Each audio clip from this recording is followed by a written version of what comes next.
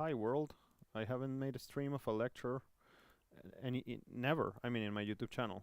So, hello.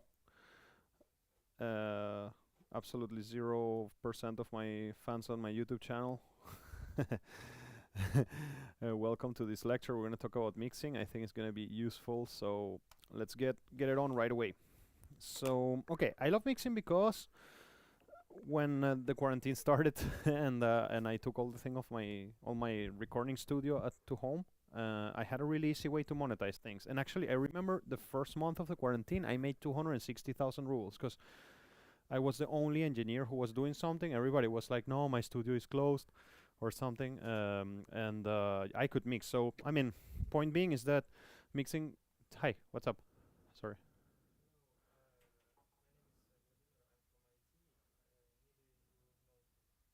Ah, yeah. Thanks for coming, man.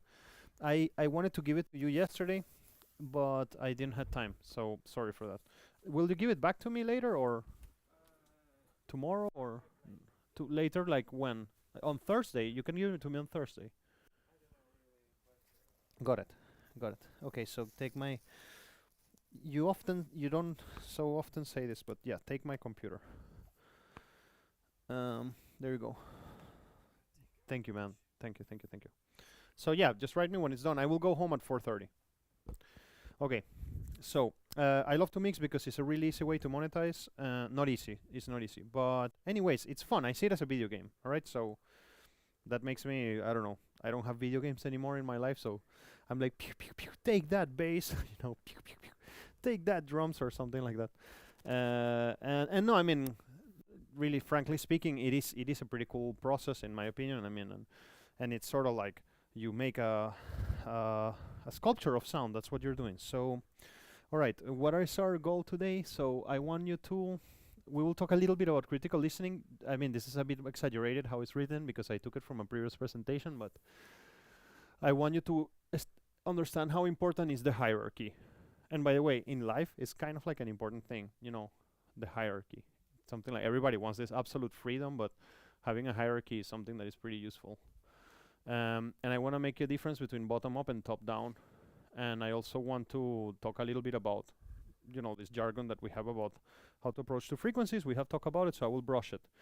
So in the future, you will be able to distinguish like a Telecaster and a Les Paul guitar, like, well, with the case of synths, it's a bit different because a Serum synth, well, it has its character, right? Like, you can hear it and maybe know like that was a Serum thing, but you will be able to distinguish all of these things like a Vox Continental or a Nord Electric or tremolo versus vibrato. I was thinking, like, why all these guys come to see me talk like every week? I was thinking about this the other day, and I think I have sometimes, not times. I mean, I think I have presented some sort of humble profile in front of you. I mean, I'm not like here.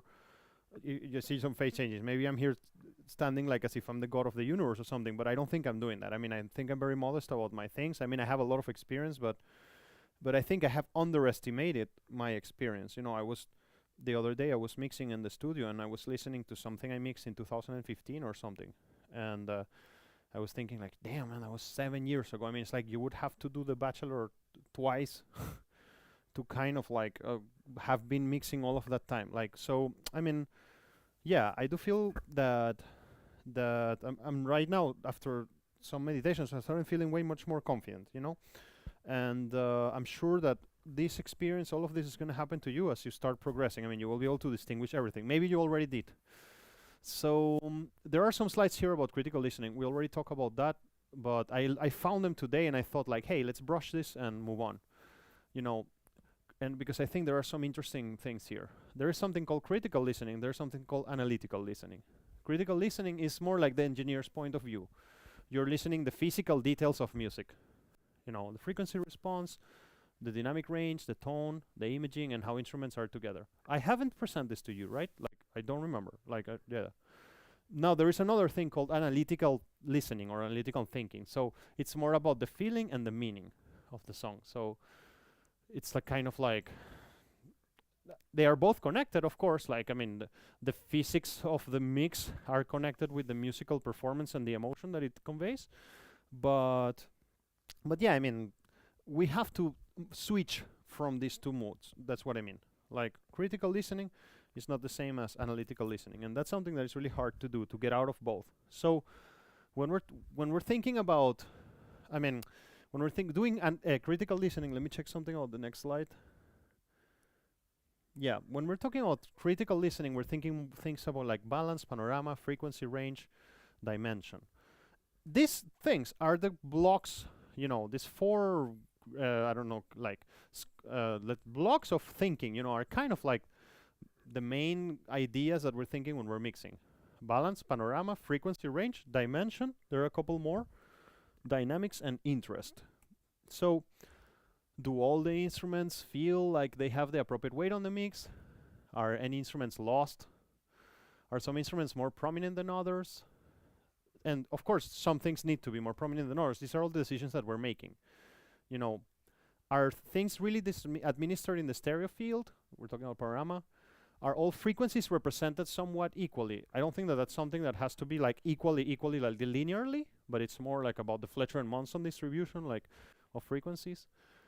So is there something happening in all the frequency range or not? These are questions that we're asking. Dimension, like do we have some instruments that are closer or farther away than others? Is there a sense of movement in the mix? Like these are things that we need to consider. In terms of dynamics, like, I mean, for me, this is super, I mean, it's like a golden rule. It's like, and it's something that we forget very easily, you know. Your song needs to be a complete trip. So if it's not a trip, think about how to make it a trip. Does it change over its duration? Like, this doesn't matter if it's electronic or performed music. It's something that we need to achieve somehow, you know. And somehow, telling you something really simple, somehow your master volume is a way to achieve that, you know. It's like, let's make the verses less loud than the choruses and things like that. I mean, you can get away with simple movements like that will help you, but anyways. So, and also, of course, I mean, inside of there is tempo, time signature, key, etc. Look, I remember this was something I have mentioned to you, this conversation I had with my brother in Caracas. Remember I told you last week, like, that everything is about volume. You remember that conversation? Like, that conversation had another angle, which was we were making an EP for my band. Like, he was kind of like recording my EP. And I asked him, you know, by the way, don't ever ask a sound engineer if they like your material, okay? Like, please don't do this. Like, it's really an insult. The poor guy, it's like you put him in a position there. It's like you put him with a knife, like, do you like my music? And it's like, do you think that he's going to tell you no? Like, really? He's going to tell you know what? It's disgusting. No. He's just going to tell you some polite answer. And I asked to my brother in that moment, like, do you like my music? And he was like, well, you know, it's all the same tempo and the same key signature, so I'm kind of bored. That's what he said. And I was like, challenge accepted, you know. And I went and I started always writing music in different keys and different tempos, and that's included in the dynamics of the song. Obviously, I mean, more fast, more slow, time signatures, more energetic, more sad, etc. But that's more like a picture of the whole album. And interest, I mean, the dimension of interest is that, well, there are several important sides to it. There is something like a hook. Is there something memorable? This is more about what I was telling you last week about the fishka, you know. Like, we always need to capture the attention of people and try to help them focus into an element that you think or you believe is more important. So balance, panorama, frequency range, dimension, dynamics, and interest. Like, you see, like, my ambition, my desire is that in the future you will come to these slides, and then, I mean, when you're mixing or thinking, and you would be like, man, I don't know where to start. What should I do? And you say, oh, balance, let's go. You know, I mean, that's why I'm doing these things. We talk about this. I mean, these diagrams, great. And we talk about this. Now, like, it's just like a sort of like guide to help you, you know. It feels mud. Check out 20 and 60. Maybe you have too much. Now, you see, like, not all the things that I'm saying there are, not all the words that I'm using there are characteristics of excess of something. Maybe there is too little of something. For example, too much mud, check out your 20, 60 hertz. Too much boom, check out 100 and 300. Is it sound thin? Well, maybe you need more 100 and 300. Does it sound boxy? You know, kind of like this. Like, you have too much 400, maybe. Do you need clarity? work around 3000 and do it well. I mean, don't overdo it. Is it thin? You see, like thin could be too much 300, but thin could also be too much 3000. Is it tiring? Like you're hearing and then you're like, God damn it, like it's too much 5 or 7K. I mean, these are not golden rules, but they can help you when you're blind in something. You want it to be crispy? I don't know, crispy. Think about eating a piece of chicken, of Kentucky Fried Chicken, you know, and there is this skin that is, you know, it's a pleasant thing, like the skin of Kentucky Fried Chicken, like. So that's how I would describe crispy. I mean, imagine if the skin of Kentucky Fried Chicken could have a, I don't know, like a frequency would be 2,500 hertz, around 7,000. So you see, you want to make it warmer, you can cut around 2,500 and 7,000. Like it isn't always about boosting. You want it to be air, you know, you need more air or less air, you know, 10,000, 16,000. And same with clarity. I mean, it's found around that. Sharp, I mean, I haven't put any frequency on sharp. That's more my error. I would associate sharp. I would say with 2,000. Actually, I learned this weekend in the studio. It's like 1,508K, something like that. So okay, great. That was a recap. Now we need to define a hierarchy, like in life. And in life, it's a really important thing because, you know, you cannot focus at everything at the same time. If I would be focusing on everything at the same time right now, I would be looking at that red glass, at your sweater. I would notice that it combines with your sweater. Did you do it on purpose? You see, and I started getting distracted in some bullshit there that it's not what I have to do. So we need a hierarchy, right? Like my hierarchy is, I'm giving a lecture right now. So that's the top of the hierarchy for me. But if we have a hierarchy, we can navigate better. So you can, you know, I'm making a little bit of a joke here. You can do it like this. You can make a hierarchy. What am I talking about? Obviously, you have all these elements in your mix, and you have 20,000 tracks, and you're like, where should I start from? So you can use a strategy called divide and conquer. You know, just start doing anything and then organize everything from there. You can do start by rhythm, or then later do harmony, and then later do melody. Or you can also think about what's more important for the mix and start on the most important thing. Or you can do a parallel approach, meaning like drums and bass and guitars and synths. Then you can also do chronologically, or no, you can also choose the first instrument depending on your star sign. I mean, the point is that you have infinite ways to approach to this. And how do you actually approach to this? This week, I will be mixing. I have like now a project on my shoulders that I need to produce and mix 4 songs, and I have like a week for it. And it's kind of okay paid. I mean, it's something for the Goethe Institute. This is like a part of the German embassy. And but man, I have 5 days to produce, mix, and master 4 songs. So, I mean, I don't have, and I need to give 7 lectures in this week, and I need to take care of my 2 kids. So, how much time I have to do all of that? Very little. And the reason why I can do it fast is not because of anything special cheap that I have in my head. It's just that I have a plan, and I know I go, like, I have a hierarchy set, and that's what this conversation is about. I imagine like things that take reverb and the things that don't take reverb. The things that use reverb versus things that don't use reverb. I mean, in here, I'm not saying that these are true good paths. I'm saying that there are infinite. I really found those. There are some engineers that tell you the best way to mix is parallel, dry wet approach. Like, these are real options. I found an article. I think there is a source in the end to this article, you know, that discussed this. And I just added this now jokingly that you can also choose it depending on what date you were born. Like, it's an infinite consideration. And then when I was researching this, I came to this top-down versus bottom-up approach. I know I have already mentioned this to you, but this is the formal lecture about that. So in this top-down, you start with the lead vocals and then go down to the drums.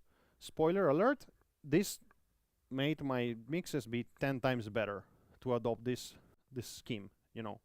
If you don't have, again, if you don't have vocals in your mix, just you need to choose an element that you consider is the main melodic element of the song.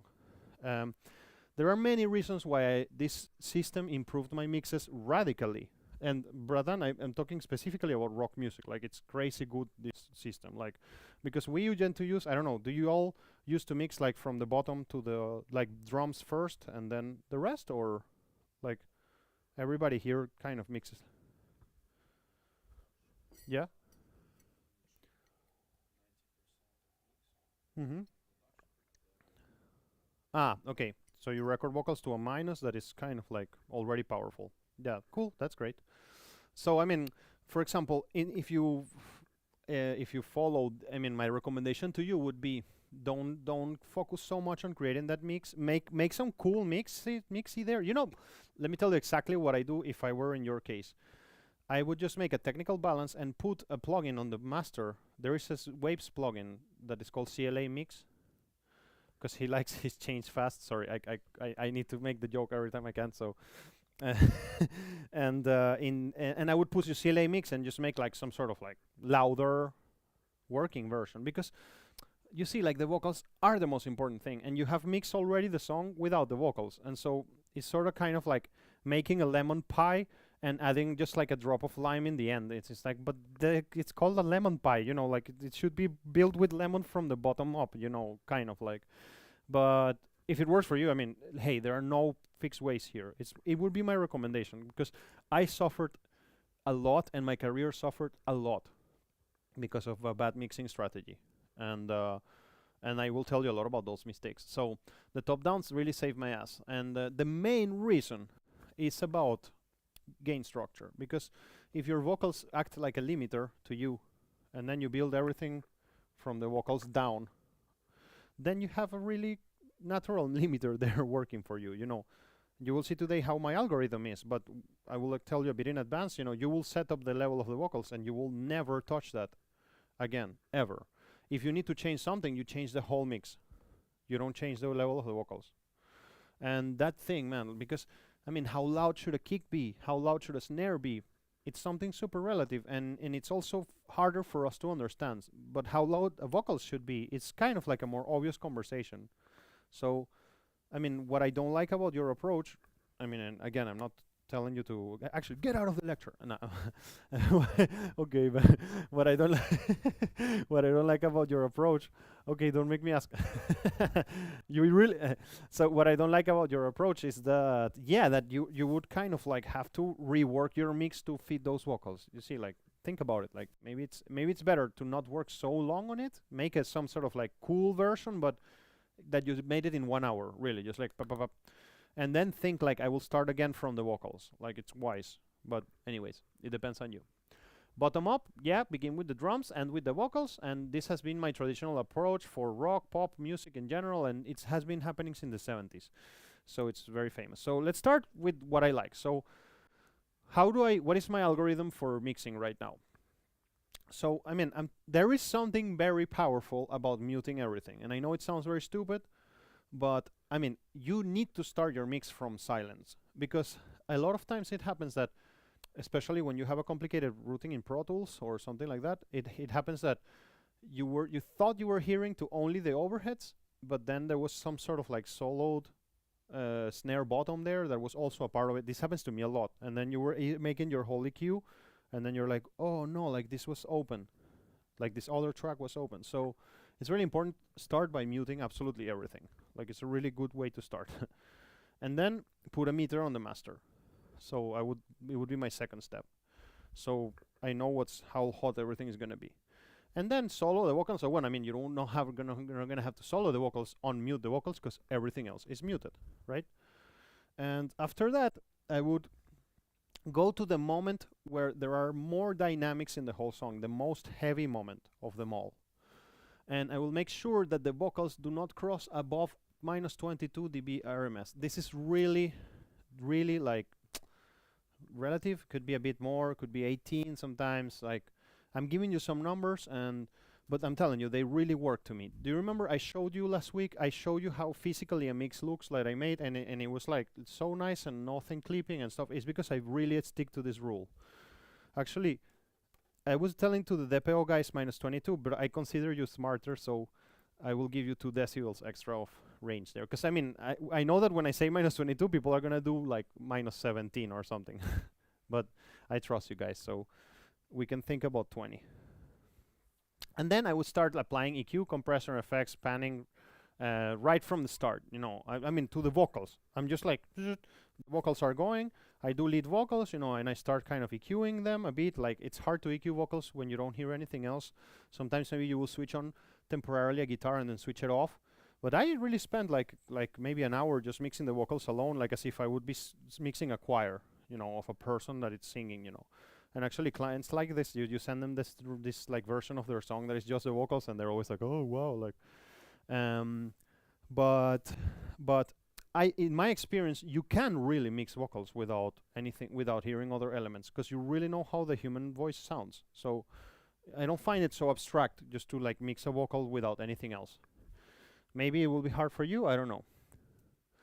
So make a cappella mix of your song that never crosses -18. You see, I already started pushing the bar up. So let me just leave it in -20. Just to be more precise. And then you shall never in the history of the universe touch the level of those vocals tracks anymore. It's forbidden, verboten, you know. Nilzya. How do you say it in Egyptian? Forbidden. Haram. Okay? Like, no. I mean, you just don't change them at all. If you do that, it would be great. Because now you see, you have a limiter, but the limiter is not like compressor or something. The limiter is the level of your vocals. And that would redefine the whole gain structure that you're going to build. And that's why I started becoming a better mixing engineer, because if you do this, your results start getting consistent. You know, it's if you do it in the other way, it's like different kicks. Think about it, like different kicks are different than others. You know, they're fatter, they're thinner, they're faster in decay, but vocals are vocals. I mean, of course, depends on what the vocalist is, but the range of difference of kicks is 100,000. The range of difference of vocals is, I don't know, 100, you know, something like that, like the differences that you will find. So I find that really cool. And then add the next element that you consider is a support for the vocals. Like, I mean, I don't know, you have this dance track, you know, and you have vocals, and maybe your second element could be like a synth there that it's giving you the harmony bass. I wouldn't go for a bass track. Like, I wouldn't go like for vocals and bass unless that's the only two elements I have, but I wouldn't go for my second elements. It wouldn't be a bass track. In the case of a pop song, like an electronic music song, better said, I would go for a synth. And actually, I would go for the synth that is sort of like close in the range of those vocals. Like, I wouldn't go for like a low-end synth or something like that. In case of a rock song, of course, I would put the guitar second and then keep going downwards. So yeah, add the next element that you consider supports for the vocals. And then I would apply EQ, compression, effects, panning right from the start to that element. So, I mean, don't wait for later to make your creative panning decisions. Just go straight from the beginning, you know. I'm just listening vocals and guitar. Let's imagine that these are the only two things I have to mix in the whole song. Let's make it interesting right away and make a song which is guitars and vocals. And then render that. I even sometimes render it. It's useful. And then you go to the moment of higher dynamics in the song, and you make sure that the vocals plus the new element do not cross above -18. I'm going to change that again. Not 220. That's okay. That is not 20. I would say I'm going to give us one more decibel there. -17. I mean, I'm getting closer to 0. Because, I mean, I'm leaving a lot of space for whatever I'm going to add later. Drums, bass, guitars, etc. And I mean, I don't know why I chose these numbers. I think I found them somewhere, or I don't remember why I actually aimed to those. You know, most converters like to record at that level. I think that's why I concluded that it should be that level in particular, because I work in a hybrid system. My mix happens in an analog space because I have a mixing console in my home. I have only 5060, and so that means that I'm returning to the converter back. So it means that how hot my summing mixer is will determine the process of conversion that is happening to the mix. It's kind of like recording drums too hot or too cold. There is a level, there is a good operating level when you're recording drums. So my logic was like, my operating level should be similar because I'm recording back to the converter. Does that make sense? Kind of like, I see no. I see a face that is saying me no. Look, there is something called the signal to noise ratio. You know about this, right? If I record too quiet, imagine that I'm playing a drum kit, you know, or I'm playing a bass guitar, and I record too quiet, what's going to happen is that I'm not going to have a good signal to noise ratio, because in the case of the inherent noise of the equipment has inherent noise, meaning that it has its own noise, whether you like it or not. And also the actual conversion process from analog to digital has a noise. And this noise is independent on how loud you're playing. If you talk with a whisper or you scream to it, that level of noise will always be the same. Now, imagine that this is my noise floor and this is my signal. So the difference between noise and signal is very small. But if this is the noise floor and this is my signal, the difference between noise floor and my signal is huge. And like you know, in audio engineering, like everything is about comparing two values. So we will be able to work a lot better with a signal that is far separated from the noise. So that means that there is a good recording level. Too loud would mean that I clip or something, or also some converters don't react so well to very loud sources. And so if in the recording world there is a good operating level that it's depending on the signal to noise ratio, when you mix with the hardware equipment, you're recording the mix output. I mean, you send all your tracks. What happens in my home is like you mix in your computer and you don't send anything out of your sound card. That's maybe what you don't understand fully what I'm saying from the first second. When you're mixing in your computer, you don't send anything out from your sound card, nowhere, right? I mean, you just go, put your headphones and mix. But I send drums to a console that I have there. It's like a box like this. And it's like channel 1 and 2, drums, channel 3 and 4, bass, channel 5 and 6, guitars, channel 7 and 8, box. And so I'm going out from my sound card to a device. And then I need to record that mix because my mix happens there. So I go back to the sound card. You follow me there? So my logic was, if there is a good recording level when I'm recording anything, there has to be a good recording level when I'm mixing, because I'm doing the same process basically. And those numbers were selected by me because these are usually the good operating recording levels when you're recording something. This is what is recommended. So just saying. So go to your more Mohammed dynamics and then make sure that the vocals plus the new element you added do not cross minus 17 dB RMS. Now let's say that you were doing it and you did this and you sum guitars and vocals and the thing was reading minus 14. What would you do? The guitar. I mean, because you already decided. Well, I mean, yeah, good point. I mean, you said lower everything. So you start by lowering the guitar, but if the balance doesn't work, yeah, you lower everything. And now you have a new catalog, a new roof of your vocals, right? Because you just changed, you violated this thing, but it's okay that you violated it because you're at kind of like at the setting of the beginning, you know. Then once you kind of like locked with your guitar and your vocals and you arrive this level, you really do not touch your vocals again. Actually maybe it's worth, I mean, to make this more pro and more cool, let me just move this step here and go like change this to step 7, and I think that's a better way to do it. Like 7, this is a step 8, this is a step 9, this is a step 10. So great. You go to your moment of higher dynamics and you make sure the vocals and new elements you added do not cross 17 RMS approximately. If they do, scale the gain structure until you win, and then don't change the level of the vocals, I would say. Just make this fit and go on. Boom. And then don't let you shall never in the history of the universe talk those vocal tracks anymore. I think that's a more logical path, and it's important, and this is really seriously critical. I mean, once you achieve that level, you regain. Okay, you're happy with it. Then you don't touch that. Super.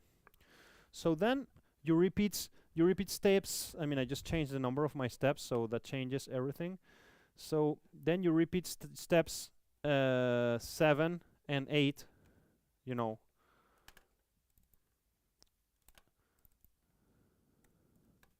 Until you reach to the drums. What are those steps 7 and 8? It's like you add your next element, and that you consider as supports the vocals or whatever comes next, and then you EQ it, compress it, effect it, pan it right from the start. Boom. So you repeat steps 7 and 8 until you reach the drums. Once you arrive at the drums, then there are a couple of steps to follow, you know. So, okay, this is a summary of the algorithm. Wait, let me see. I made a mistake here. Sorry for that. I just changed something in the presentation today. And let me just bring something here because now I understand the logics that I had last year. So once you reach to the drums, you will consider these things, right? This, and yeah. I'll get back to there in a second. So vocal work, I leave it here. Yeah, that's cool. Second insert, harmonic distortion, that's all cool. Guitars, drums, bass, beat work. Yeah. So now it's gonna get better.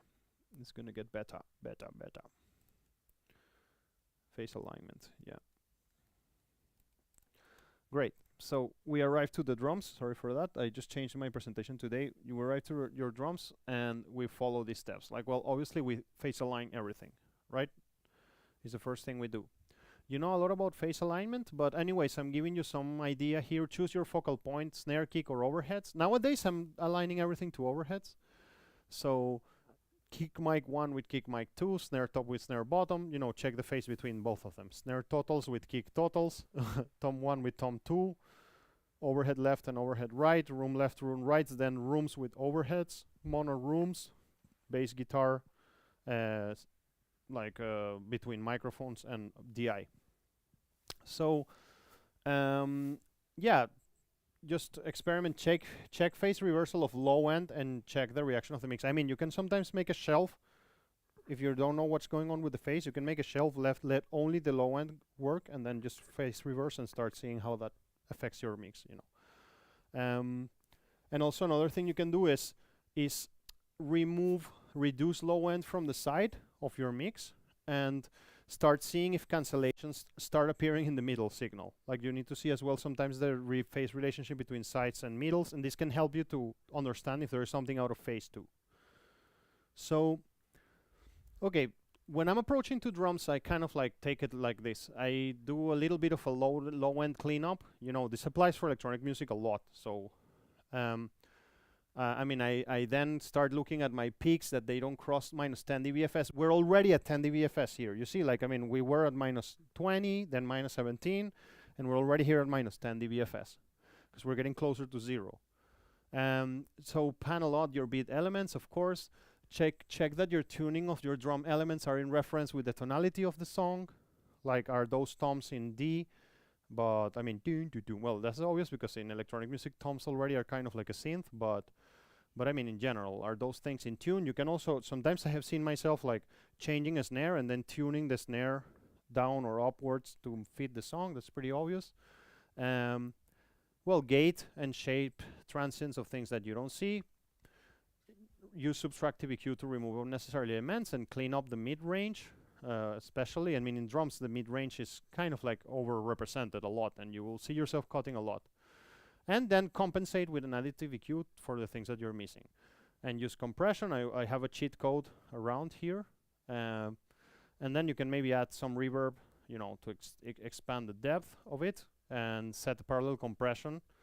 And I will tell you a lot about how I do parallel compression. And let me tell you right off the bat, and the same applies for electronic music. Like, nowadays, I'm not compressing the whole drums, like the whole thing, you know.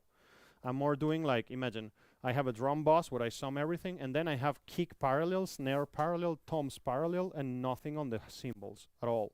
Like, and I'm telling you, I spent I mean, I changed that last week. I mean, I spent 10 years doing the opposite. And I just saw Joe Barrisi doing the different thing, and I was like, hey, why not? And I started applying a different approach. So, applied boss compression. I mean, this would be what I'm not doing anymore. It's from the previous year. And use distortion to add beef, you know, like it happens a lot with drums. I know you have done it and you're clear about it. That's a cheat code. This has appeared in a previous presentation. It's there for you if you need it. It's useful, you know. You wanna, I mean, look, actually, I don't know if I actually have presented this particular cheat code. I don't remember. I remember I have presented another one, but this one is, I think, is better. It's like, you see, if you are working in 50-100, it's really good to add power, but too much can add boominess. So if you're working on the low mids, it's great for adding fatness, but too much can cause muddiness. If you wanna, etc., right? Like 400-800, too much can cause boxiness. 3K, 5K is good for snap, attack, bitter noise. I remember the first time I stood up behind like an engineer who is very pro and has won awards and stuff. I was in a mixing session with Zoltan in Budapest, and the client said I want the kick higher, and he pushed 5K up of the kick, you know. And the client don't know what is going on, and the client was like, "Wow, that's perfect." And he didn't touch the low end. I mean, and I see myself doing that a lot. It's like, oh, the kick is not readable. Beep beep. I just push a bit 3K, and then the logics. I mean, what you most likely you will go and do is just to turn the whole kick up, and I mean, to turn the whole kick up is kind of like to change the wheels of a car, you know. I mean, imagine that I have 4 wheels and I change one and I make one of the wheels larger than the rest, and then I have the car all like out of balance, you know, because these things, the key to achieve it so fast, which is what you need, is that you make baby steps everywhere, you know, like very careful steps everywhere. All right, so I mean, don't know, let me see. Well, I guess that there is some utility in just quickly running through this, like low mids for the snare. I mean, obviously, you want your snares to be a bit fatter. Too much of it will make your snares sound like, I mean, I describe it like, you know, it's like kind of like if you have your tongue in your mouth. So mid-range. So I mean, the 401K, it's a fundamental ring. It's kind of sitting there. That's fine. And I mean, just to make it a bit faster, too much 10K on a snare will make it really annoying. It can be difficult for people to process. Yeah, and I guess that, I mean, I think that if I just read you all of this, you will be bored and you will never remember anything. I mean, if you want, come back to this slide and see it. I think it's the best way to do it. So I'm still on this kind of like thinking about drums and low end stuff. So obviously, I mean, quantizing everything is a really important part of mixing, because then you have a kick and a bass that are, you know, are kind of playing in 2 different moments, and this is going to make your whole low end differently than what it would be if everything is quantized. So quantizing everything in a way is a part of the mixing process. I mean, it has to be really ready to mix, because if not, you're going to be mixing something that is not the reality. So in case of basses and low end things, obviously you want your compressors to be in RMS, right? Like, I mean, not in peak, because the compressor is reading the information in that way. And so if you run a compressor in peak, you for a low end element, maybe you're gonna catch the attack, but you're not gonna get really the meat of it. Reamp and blend if the tone isn't cutting. That's really cool. We will have a lecture about reamping in the studio, but I mean, because I know what I can do with reamping, I repeat for somebody who doesn't know, the process of outputting the signal from the computer to an amp and then putting a mic and recording that.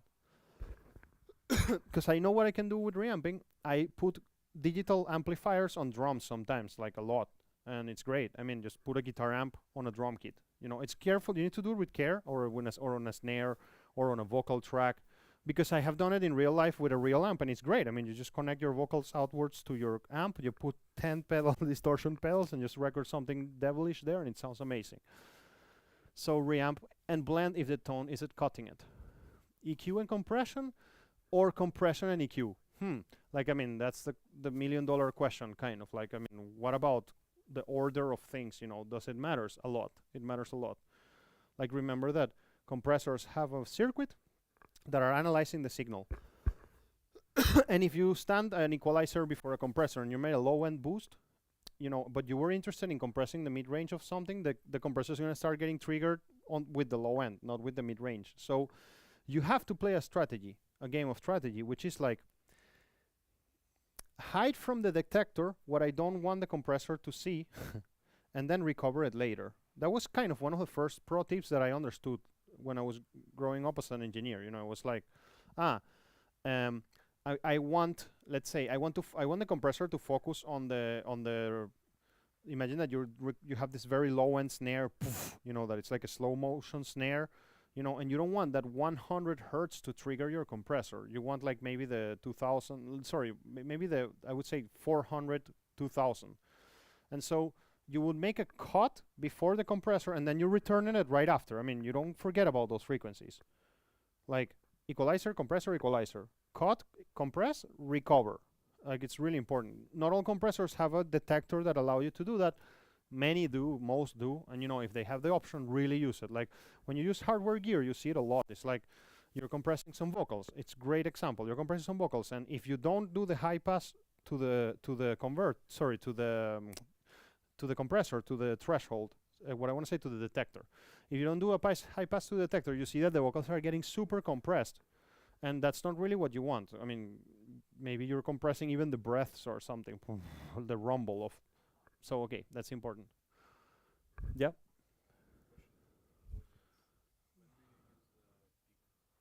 Denise is asking there. Andre, he's in the video. Or great. When do I use peak compressor? Like on snares, also on kicks. I mean, sometimes what you shouldn't be afraid of is to put two compressors and focus like, okay, I have my compressor for the peaks and I have a compressor for the body. And the best answer to that question is like, I see myself a lot putting two compressors, one to do one job and the other one to do one job. So what is focused on whatever is fast, transient elements, I would use a peak, and whatever is I used for a body, I will do it for the, I will use the other compressor, the RMS. At the moment, my favorite compressor, I mean, the one that I use the most, it's not like the best one, or it's the isotope ozone neutron compressor, and the reason is because of how visual it is. Like it's about how the interface works, because it helps me to visualize the Q factor, sorry, the knee very well, and I just love that. But anyways, it's really great. So okay, obviously we're talking about drums, and so subtract, clean everything you need, you know, depending on the genre, it's going to be a different work. So I'm not going to go through this text. And then you sculpt the tone with additive EQ you add later. Add channel compression, you know, consider to compress DI and microphone separately when you're doing a bass, for example. It happens, it can be a good thing. And so I mean, I said, you see there is channel compression. It's like I have bass mic, bass DI, and then I have a bus compression to everything. And well, sidechain compression to lock in kicks and snares, you know, and kicks and basses are pretty useful.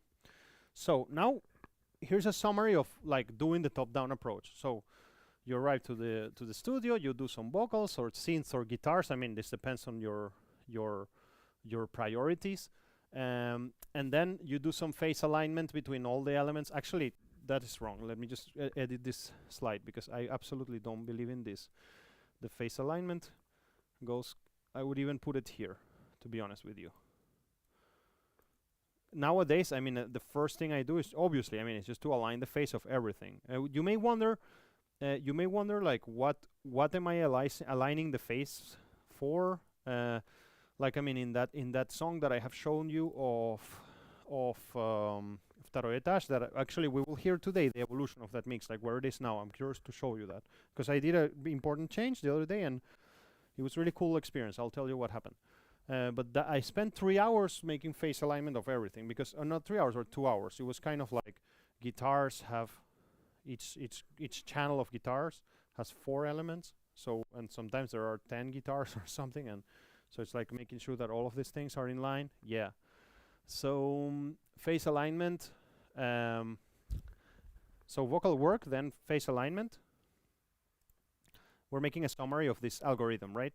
Come on. Alignment step. So let's just put it like this. Vocal work, phase alignment, guitar acoustic work, synth work, more guitar work, let's put it like that. Bass low end work, percussion beats work, drum beats work, mix bus processing. Actually, god damn it, this is such an old presentation and I didn't check something that I have changed so many things nowadays. And I would actually start like this. Step 1, step 119. Step 1 would be just to load my mix bus processing. Load mix bus. Yes. Yeah, right away. 4, 5, 6. But look, I mean, I would kind of do it like this. Sorry that I'm kind of changing this on the fly, but I really did this presentation like a year ago, and I have changed so much since that moment.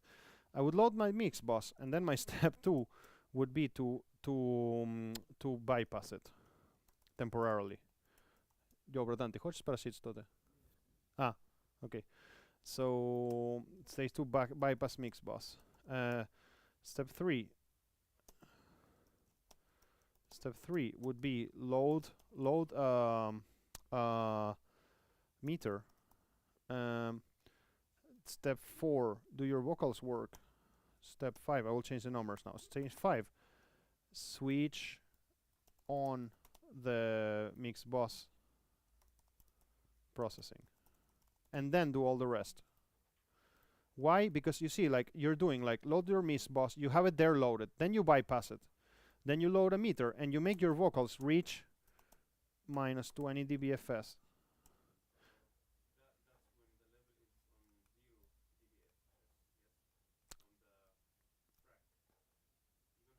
Correct. Yeah. So let me just put it like this. Okay, so now that's a bit better.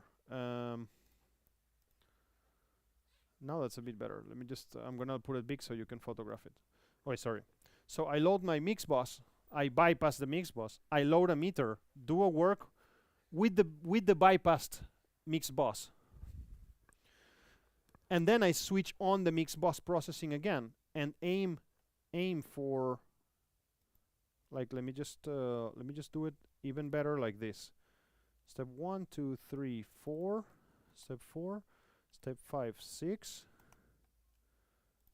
7, 8, 9, 10, 11, 12, 13. So the 13th step, I like it. I mean, one of my favorite albums is called the First Team's 13th Step. So that's a good number.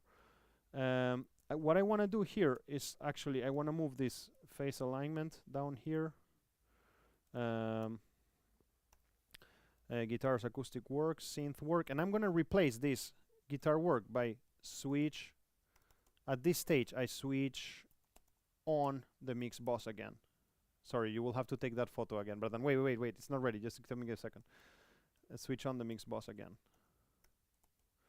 And then I leave it on forever. So load my mix bus, bypass the mix bus, load a meter, work on my vocals, reach minus 20 dBFS, align everything, then work with the mix bus off for a bit. Make sure that I'm always reaching this number that I told you later, like minus 17. Guitar and acoustic work, synth work, and then I switch on the mix bus, and then the rest I mix it with the mix bus on. Still a mistake here, damn it. And then it means that I'm going to not have the 13 steps, like 1, 2, 3, 4, 5, 6, 7. And I don't like that, and I'm going to hack it because I really like that there are 13 steps. So you will see there will be one more step added there in the end. 11, 12, and the step 13 is go back to when, yeah. So, I mean, I'm cheating, but it's just like I love that record too much. Now you can make the photo, bro.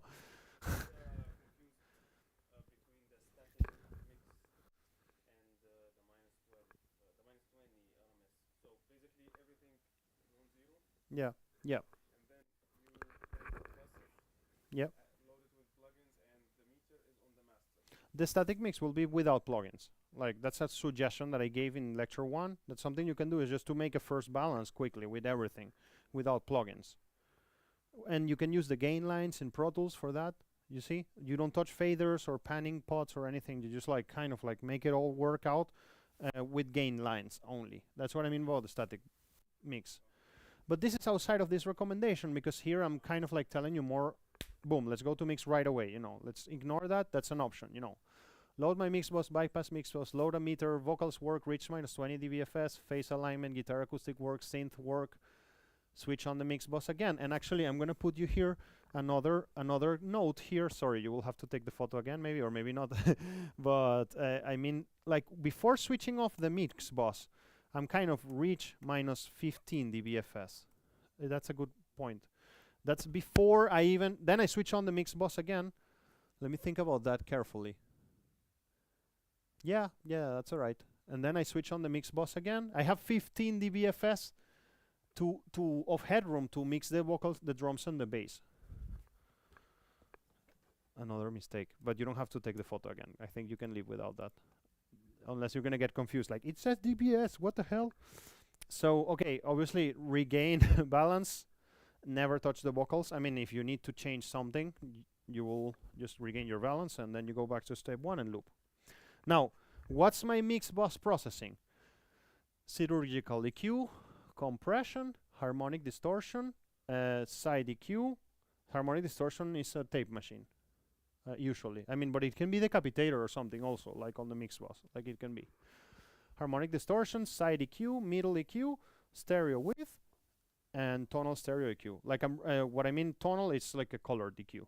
Like, this is exactly my, doesn't matter where I am, I always do this mix bus sort of like strategy.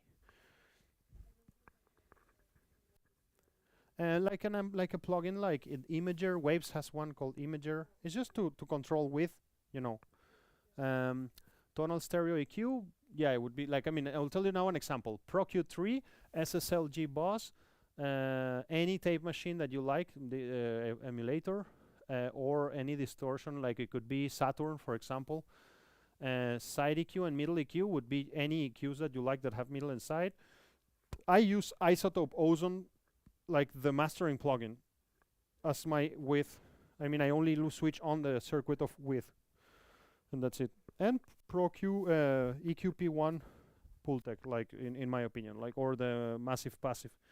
So now, if we are gonna zoom in into the vocal work that we are doing, and for the future, actually, sorry, pardon me that I'm editing all of this on the fly, but for the future, I would like this thing to appear up here.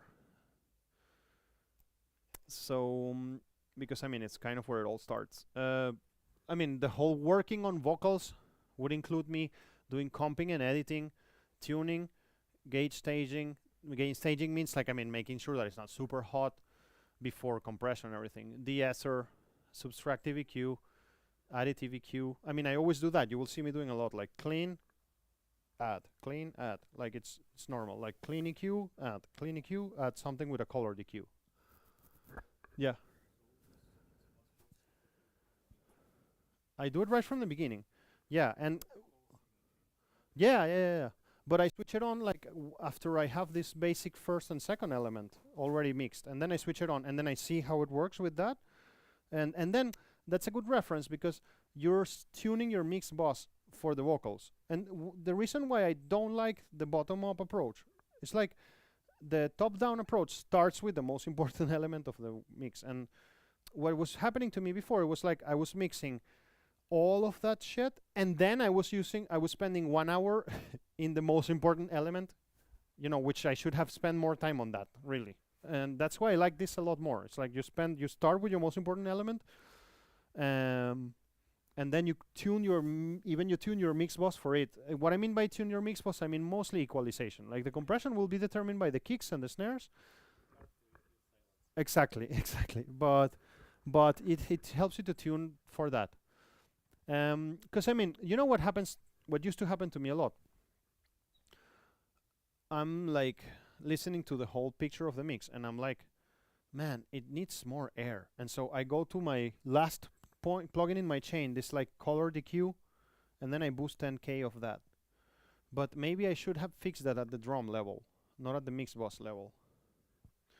And if I tune the mix bus for the vocals, you know, and I kind of like feel that the equalization of the mix bus is great for the vocals, then I know that if the thing is too bright, maybe what I need to do is to turn down the overheads equalization instead of going to boost the whole, to recalibrate my whole mix bus to everything. I don't know if it makes sense, but if it doesn't, let me know.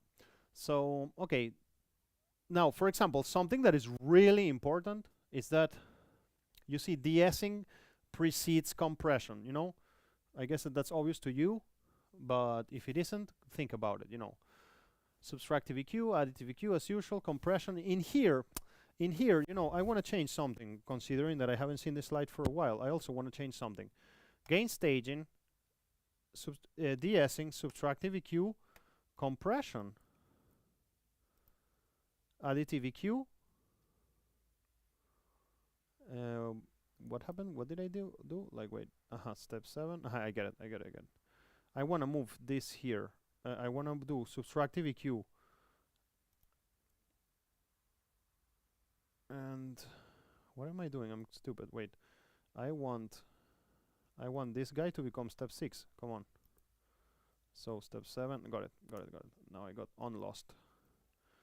Yeah, what I'm trying to say with this change I'm making here is that, I mean, I think that it's wise to do subtractive EQ, compression, and then additive EQ, and then maybe more compression if you want. Actually, I may even move this additive EQ below, and I would do compression, subtractive EQ, compression, additive EQ. So tighten up the dynamics, modernize, create a sense of density. That's more like an RMSE compressor, and then compressor, for example, considering using a compressor in series, what I was saying, to each doing a specific task. And what I mean by that is that you could maybe tighten and in here take care of the peaks alone. Just like put it in peaks, very fast attack.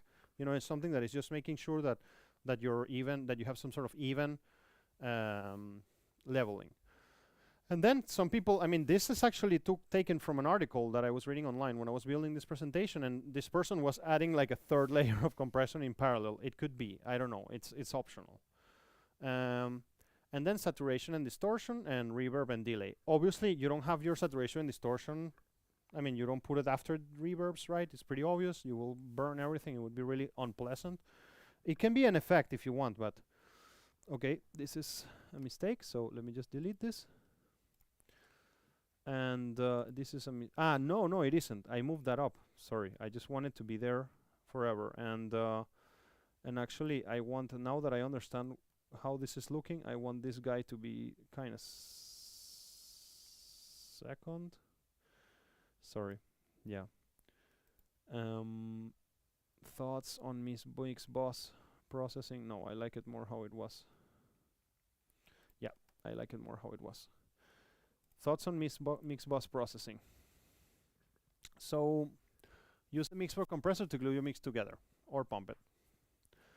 Ratios for glue, it's kind of like 1 to 5. I mean, I put 1 there because sometimes just the circuitry of a compressor is a nice thing to glue something together, even though a ratio of 1 in compression means no compression. But I mean, I don't know, I rarely go, when I'm recommending something to you, I'm always recommending you smaller numbers than what I use. It's kind of like if you're a Formula 1 driver and you teach somebody to drive Formula 1, you would say like drive until 120 kilometers, and then the guy is like driving at 300, right? I mean, I would be working around 4 and 6 sometimes, but I'm just giving you like sort of like a starter. You know, if you're gonna put a glue compressor, just don't go beyond 3 maximum. Be conservative. Your goal, and I really apply that, and I'm not joking with this number, it's like when I'm compressing the mix bus more than 3 dB down, I'm like, nah, that's too much. Like, let's be careful. So if you want to pump, you know, use a higher ratio and a faster attack and a faster release. Like when you're pumping, like if you want your mix to pump, like you're going to be pumping 7 and 8 decibels. Now what happens is that many people that don't want to pump are working at this level because they're making a mistake. So in terms of what's the role of the harmonic distortion, and by the way, I'm going to finish all this stuff and I'll give a break soon. We're almost done with this part, and then we will have a demonstration, and or we'll get you guys to mix. So I add some coloration with a tape or valve transformer or emulator plugin. Of course, you have to be careful with this. Less is more. We have discussed this. I use a side EQ in my mix bus processing, and maybe you can add a high shelf filter around 8 kilohertz. I mean, just to add a bit, like for example, in the middle or in the sides, depending on what you want. I usually do sides boost high end, sides cut low end, boost high end, mid maybe don't touch it, maybe reduce mod from it. But EQing in mid-size your master bus is really useful. It's really, really useful. And actually, when I show you now the 2 mixes of stereo DTH that I'm doing right now, I hope that we can show that, because most of the things I changed were on that level. broad mid-low frequency EQ. So what do I mean by that? You see, like this is kind of what I was telling you before. Maybe you can grab 300 or something like that if you want to and apply like a little long Q, like wide Q boost of 1 decibel or something, just to beef off the mid channel. Like it's something that you can do that. So some thoughts on guitars, vocals, etc. So you need to go back to that conversation we had about the frequency spectrum and the spectral balance, and you need to imagine what role and range those frequencies should occupy, you know, and kind of like get rid of what you don't need. Like sometimes, you know, this is one of the rules of this video game is to avoid increasing the volume of things. Like whenever somebody tells you make it louder, if you can have a strategy to make it be perceived better without touching the volume knob, you're winning the video game. For example, I don't hear the guitar so well. Maybe send it to the right. And then, I mean, there was like a sort of confusing picture, and then it's like, oh, look, like there they are. Great. And you didn't touch the volume knob. And actually, you reduce the level of the left speaker, so you open some space. Like, every time you can boost something without touching the volume, you're winning. Again, we're thinking about how to work on vocal synths. So, okay, clean what you need. I mean, choruses and short delays are wonderful for guitars and for basses specifically. I mean, they're so great. Like, many times when I want the bass to be more clear and somebody's like, I don't hear the bass, I'm like, yeah, sure. And I just put a chorus on the bass and turn it very low, like very tenuous, and the whole thing appears, you know. Because, I mean, it starts fluttering a bit. You need to do it with care. But, yeah, it's amazing. Use time-based processes, got it. Reverb to create a sense of depth, obviously. Use harmonic exciters if you need more edge. Like this word for me is super important. Edge. You know, it's something that I think a lot. And it's kind of like I have this visualization of where the silhouette of the instrument is. And I don't know how to explain it, but usually a distortion or a exciter is something that gives you more edge without messing with the other stuff if you do it carefully. Parallel compression is not so important for these elements, but experiment and conquer. Hey, I don't compress guitars at all anymore in my life. I just don't add a compressor to them. Never. Because guitar amplifiers do that job for you already. Like if you see like how the signal looks when you're miking up a guitar amplifier, you will see that it kind of looks already compressed and you don't need it. But hey, I mean, if never say never, who knows? This is a general compression idea, you know. Compress after this gating and frequency balance, obviously. I mean, that's what frequency balance I'm referring to. This like I don't want the low end to boost my compressor, to trigger my compressor. So 6 dB of reduction on the kick snare, like it's a good number, you know. At this moment where you are, if you're going beyond that, just don't. And later you will have the cojones to push it further, you know. You see, like about cymbals and overheads, I mean, it can be from heavy to no compression at all. Depends on the genre. Nowadays, I'm not compressing cymbals at all. Like I'm just letting them natural. Slow attacks times allow the initial impact to pass through before being compressed. So, I mean, if you want things to be more snappy, compress a slower attack. The slow attack may cause your compressor to miss some drum hits altogether. Obviously, fast attack times can help you to tighten up the performance. Of course, because you're you're making the transients closer to the rest. Relatively fast attack times can help increase perceived loudness and push your drums up in your face. I mean, if you can control the peaks, then you can turn everything up. Like, that's the thing about compression. It's kind of like, I mean, people think only about the process of cutting those peaks, but then you're making everything up. So that's why I say, like, really fast release times can help you increase perceived loudness as well and push your drums up, I mean, and attack as well, I think. Too fast release times can cause an unnatural pumping of sound if you're just like, you know, compressing and then releasing right away. It's a good place to start with the slowest attack and fastest release and then start moving around, slowly decrease the attack until you start to lose the impact on the transient and then go back. You know, slowly increase the release time until the compressor starts to breathe, etc. So, be strategic and disciplined. and rebalance relative to the vocals always, and go back to step 1 regularly. I mean, mute everything up, switch off your mix bus, check your vocals, and you repeat like as if you started again, you know. And rest. Don't be like me. Just really rest. Now, this is gonna be 5 minutes. The bottom-up approach. I mean, I was joking like this because the other article I saw, it was from another engineer when I built this presentation the first time. So there was this joke. The algorithm for the bottom-up is kind of like phase alignment, drum beats, percussion, bass, guitars, synths, acoustics, vocals, mix bus processing, rethink, think again, and go back to step 2. You know.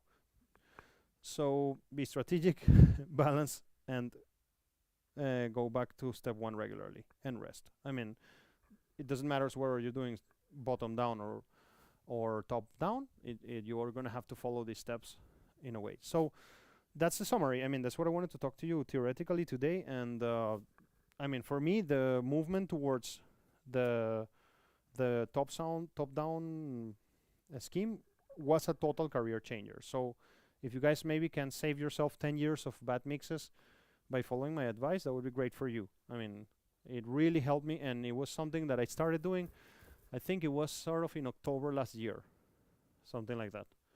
Because I mean, that's the thing, that's the meaning. I mean, the way life works is that you come to Moscow Music School, so Leo make a lot of mistakes, and then Leo tells you like what mistakes he made, so you don't have to make them yourself. That sounds like a great deal, right? And then I make those mistakes, and and then everybody's happy. So let's take a break, and then let's come back, and we have 1 hour, and we will mix a bit, okay? Or maybe if you have something to share with me, maybe you want to share your mix or something like. Yeah. So 10 minutes and 3:30, and we're back. Yeah.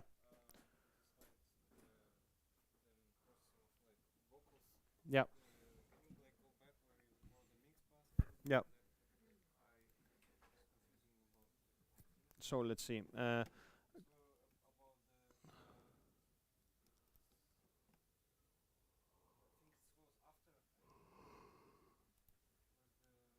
Mix boss? Uh-huh.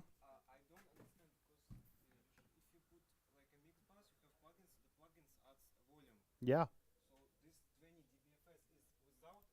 Yes, correct. Without.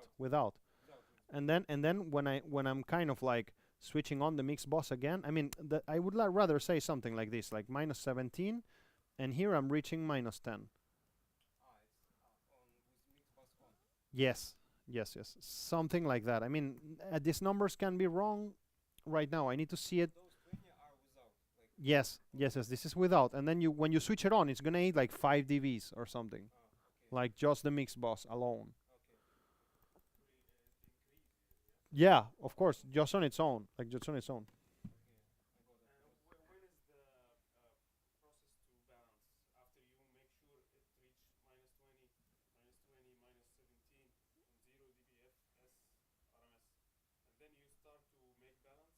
No, I mean, I start with the vocals.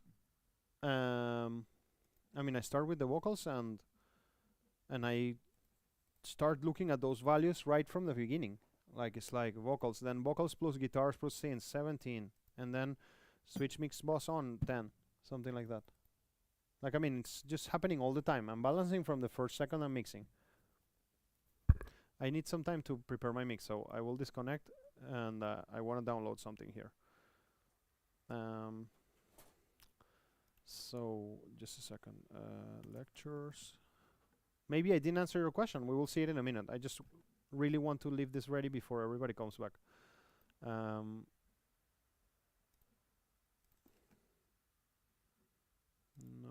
where did I put this last week? Uploads from the class.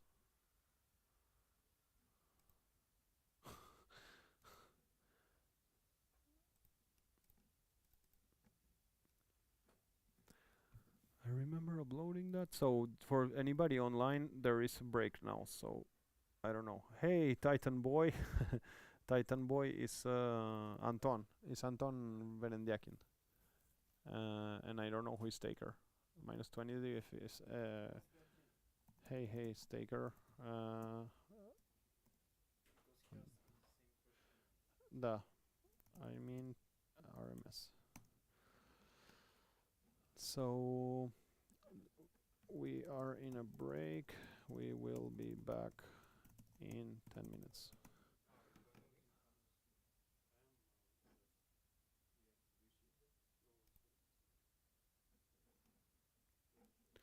So what? I don't know. I was thinking to make something more like poppy with vocals and stuff like so we can discuss this actually I know which one is it's like I have a great case and I can give it to you to mix. So yeah, it's an easy one. It's a live performance of my band in Gorky Park that we did once. Yeah, so it's an easy one and it's a good mix to start. Da. Mhm. Da. Yes.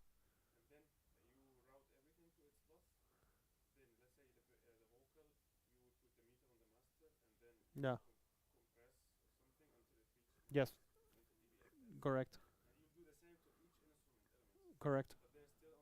Da. No, I kind of like I mix in a way that I don't touch the faders at all. I do all of this in plugins. I just use the main output of the plugin and I turn it down.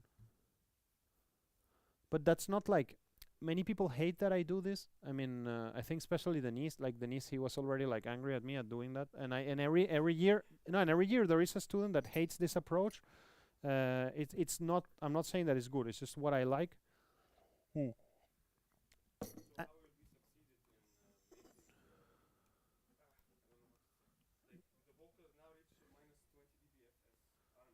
yes. Yeah, but the vocals reach -20 because I was changing the volume already in the plugins. Yes. I will turn down the volume. I mean, I will be making balance all over the way, all the time. That's what I mean. You're gonna see it in a minute. So click file to download. No. Again, I'm here back to this thing that I need to fix. So, yeah, here it is. Chrome settings, cookies, allow all cookies, right? And now I can download, right? Right. Download. Would you let me?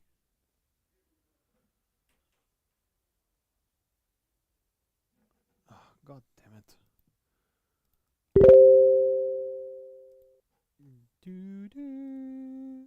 I guess that somebody just gonna burn there on.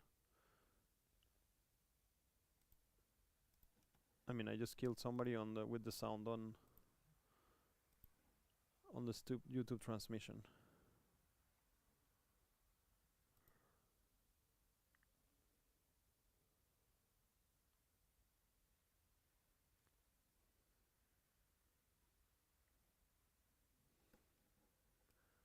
So I want no sound here. No sound, great. So downloading, great.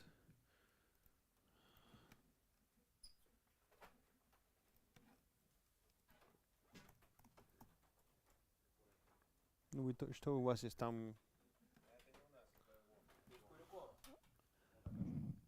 Nice.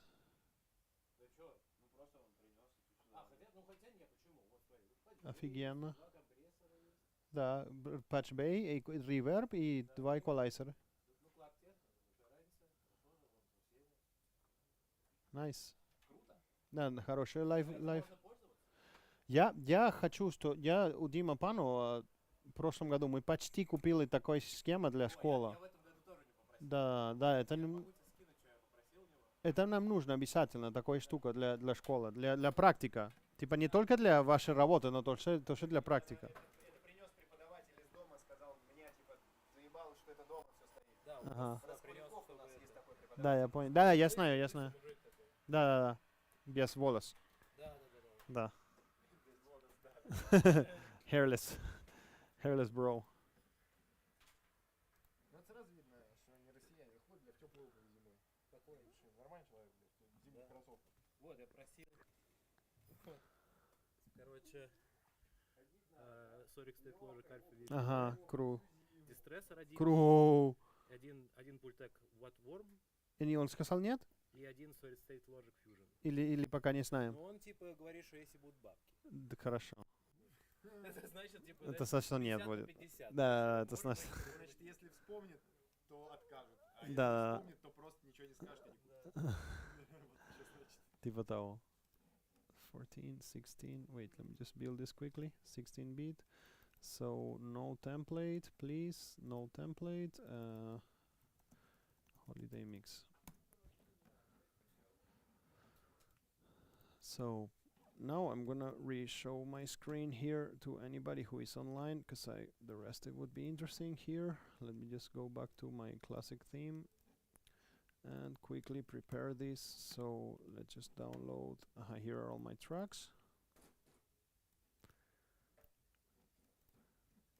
In here, look guys, decide what you want to do. I am going to demonstrate how to mix this. If you say this is boring, I want to go and mix myself, just ignore me and go and mix yourself. Like I just don't know.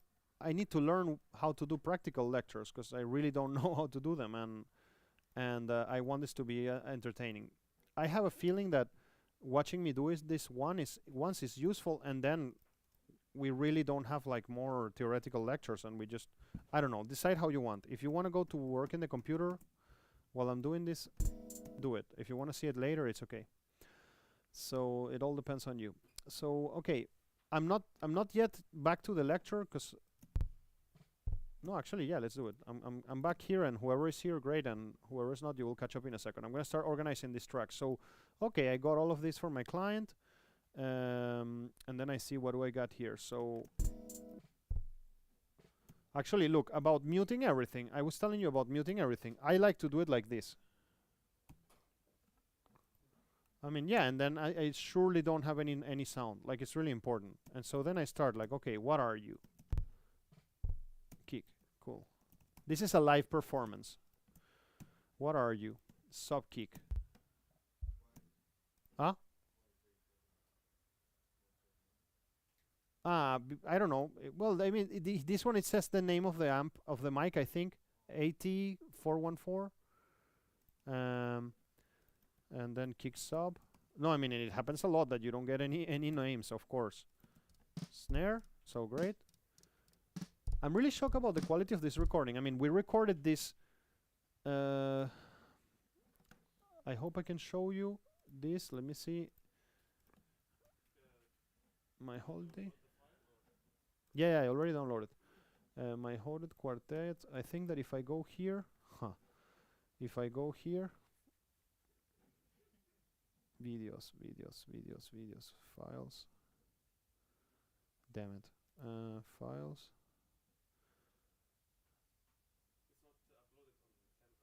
This guy. No, I haven't. Just tell me if you really want to mix now, and then I'll upload them right now. I mean, I just. Yes. Okay. Great.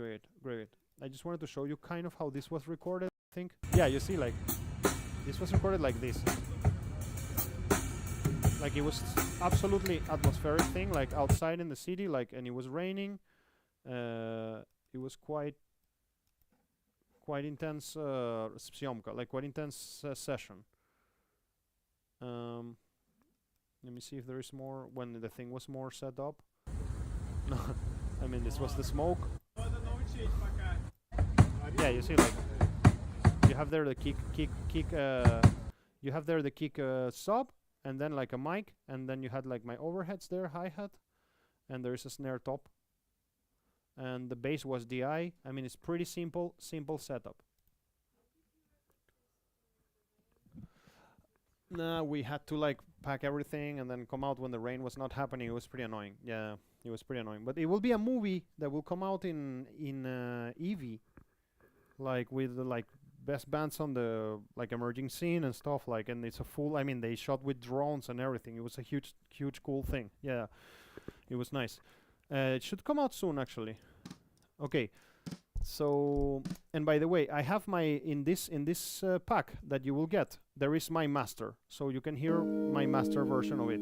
So look at how it turned out to be. Kind of like that was the result. Yeah. Yeah, there's no reflections. Good point. Good point.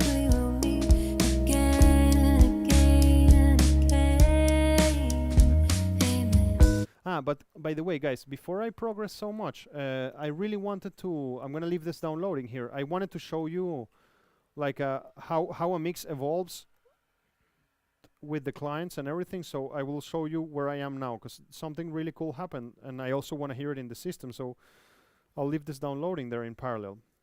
Okay, great. So this is obviously snare. I think these tracks will be in order, like snare bottom. Like this obviously looks like the snare bottom.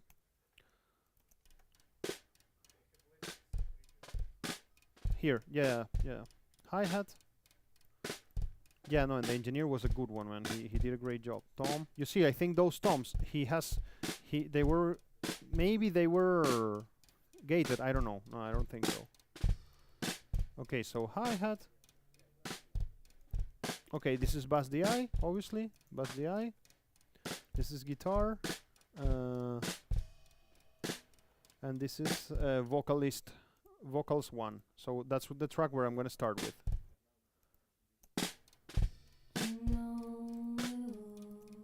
And then there's a Vox 2.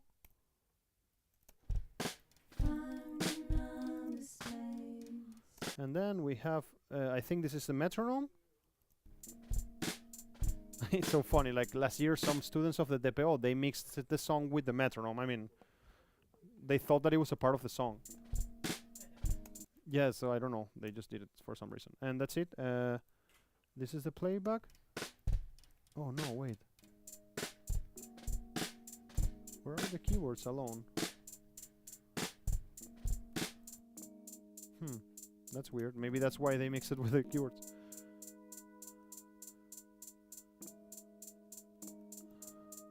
I think there is one track missing that I need to later go and recover it, because this one is empty, right? Ah no, here it is. This is the keyword alone. It's too low. Okay, great.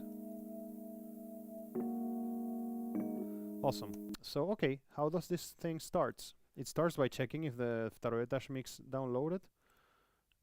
So I can show you before I go anywhere else. Let me just show you this quickly, because I'm really interested in showing you this before I carry on. What I felt about my mix, what I felt about the mix that I did before for DTH was that it was overrepresented. Okay, it was overrepresented in the high and low end, but it needed mids. That was my feeling. It just all needed mids. So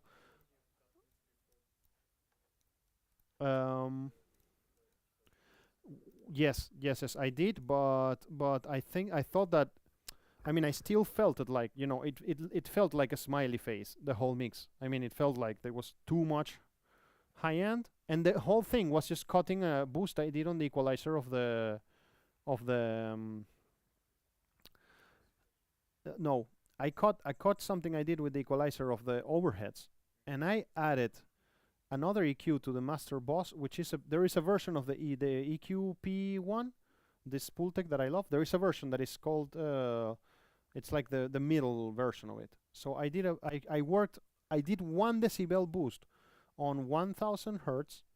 I did 1 decibel cut on 700 hertz, and I did I think there was another boost at 2500 of 1 decibel, and you know, I sat down and I heard like 7 songs or something, like, and I just like got myself really accustomed, and then I swapped quickly to my mix and I heard it.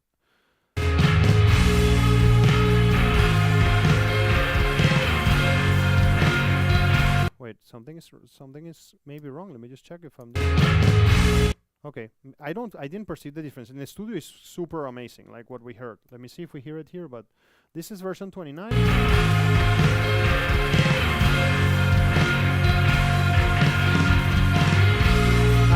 God damn it, I have version 29 twice. Great. So that means I'm not talking bullshit because I was not feeling the difference. It would have been nice if I would have shown you, told you like, you see, it's crazy different. Okay, so let's see, 29.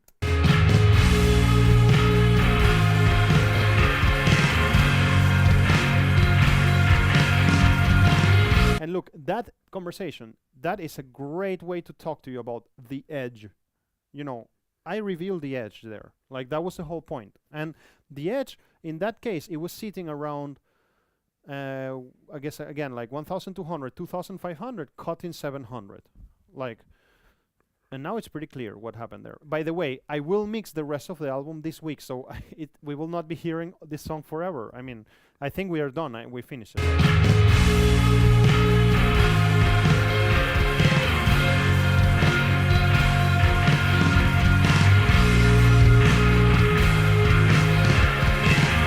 What I'm very proud is that I mean, I like the fact that you can feel that the low end changes nothing changed in the low end, and I wanted to regain that. I didn't want it to lose it. I saw like a sense of discomfort. Do you find it harsh? It's very harsh.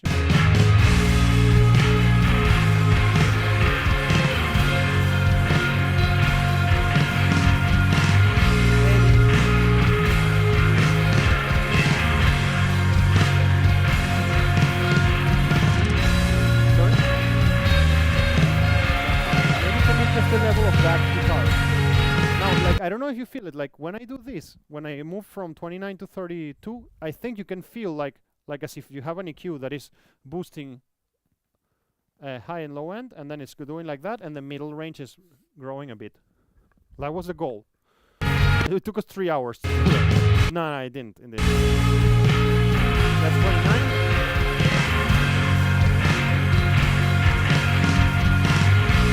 That's 32.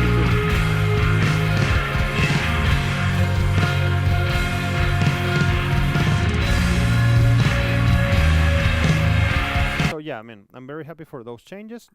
I also made it a bit loud, everything. You can see it in the waveform. Like, I made everything a bit louder. And also, I did something that was risky, but it's worth discussing this. I arrive at 9 a.m. to this session, and my clients arrive at 12. So I was alone for 3 hours. I did some other stuff. Then they arrive and they told me like, listen, man, like, we would like to do this. Can you just like give us Pro Tools and we will change some things?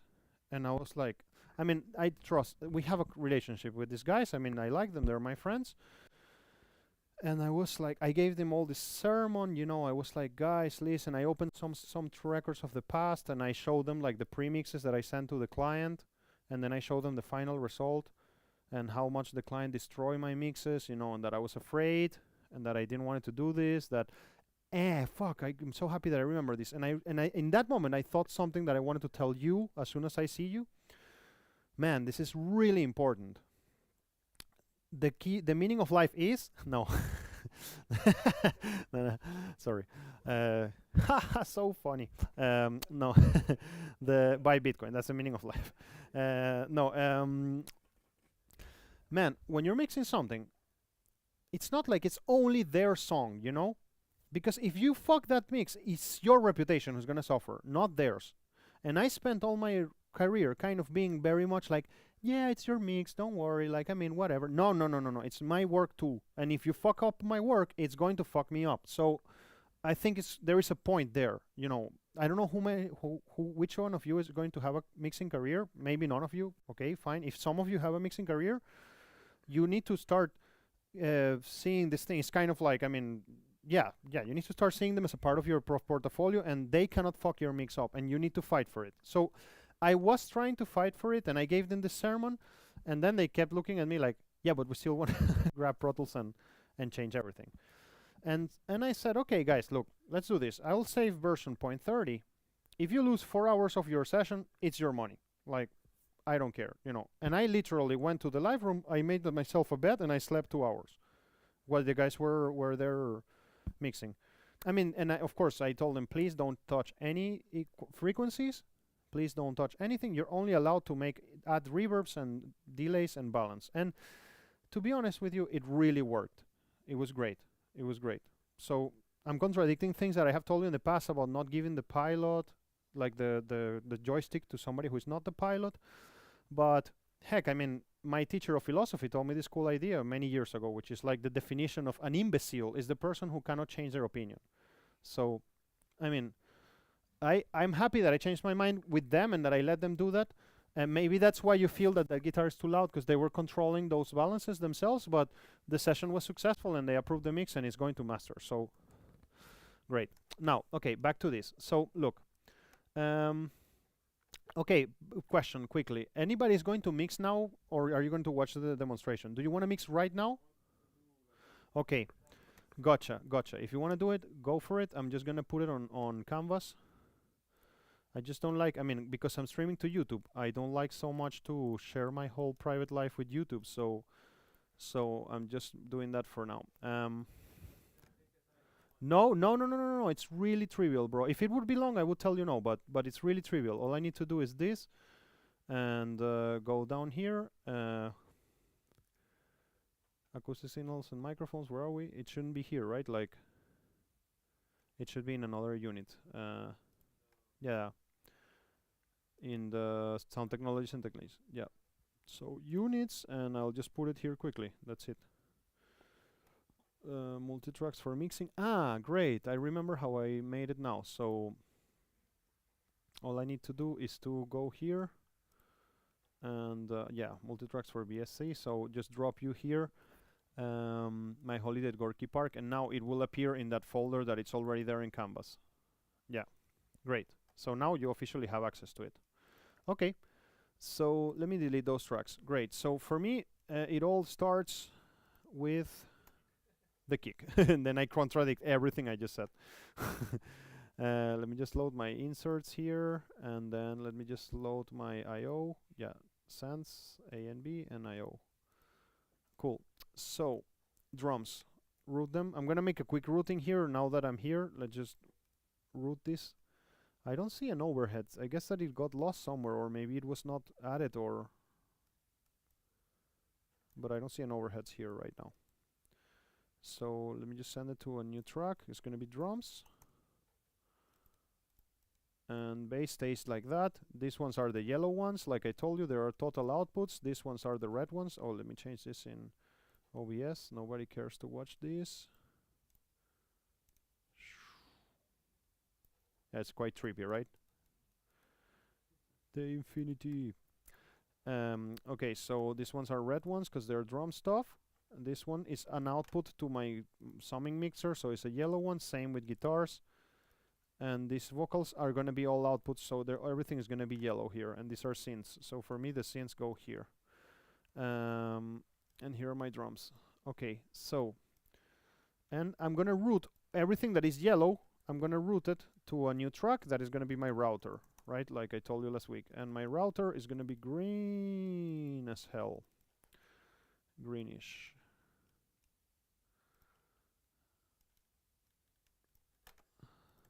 I'm gonna hide this track, I don't need it, and the output of this is gonna go to an audio track that we're gonna call it mix. Oh no, it should be an audio track, sorry. Delete.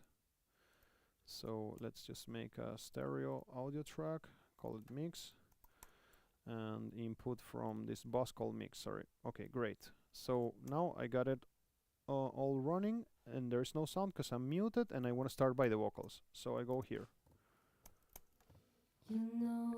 Cool. So I said let's even follow it, like, you know, to make it more scientific. Let's just keep this thing here around. Actually, I'm gonna put it in a text edit so it's easier to handle. And let's go here, text edit, and let's just drop it here. So load mix bus. Okay, so I said the first thing I would do is to load my mix bus. So how should my mix bus be? And I'm kind of like, I mean, I'm recommending you to work like this. Use the presentation in this way. Just next time you mix, just go and see it. Okay, what's my mix bus? So my mix bus is chirurgical EQ. So what's gonna be a chirurgical EQ for me here? Anything that is, I mean, it should be a Pro Q3 or something, but I'm just gonna put here my EQ7 band because it's what I have in this computer. And then a compressor. I'm gonna go, like I told you last week, for the SSL G-Boss compressor. And then I will have harmonic distortion. So in this case, just like last week, I'm gonna go for my universal audio. It's gonna be here, universal audio, Ampex ATR 102. Great, so yeah, now it's great. I mean, I just like when it spins. So okay, then I'm gonna put a side EQ and a middle EQ. So I don't remember how I got distorted last week. I don't remember which EQ here has middle and side in here, so I'm gonna skip that step for now. So no, but it's not working, man. Like it's just like there is no, this is somebody, I need to come here calmly and load some of my plugins here, so I will not put anything for now. And then I have a stereo width. Last week, I mean, we have isotope, and I don't remember what happened. Also 9. I don't think that it's active. I don't think that we can use it. Let me try the demo. Can I? Yeah. I mean, it would be muted sometimes. Yeah, you're right. There is still sound field, and then there is precision. Is a cool one too. Precision K stereo. It's really nice. I used to use it. So we have Oxford. Yeah, but it should be in sound field, like also precision. No, okay, let me see it. Ah, wait. For some reason, he's seeing it as mono. Say it's not. Try Q. You say what? Oxford. Dude, I kept forgetting that Pro Tools has a search function now, man. So Oxford. The EQ.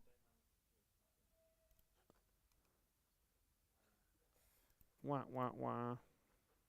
This one has a middle and side, right?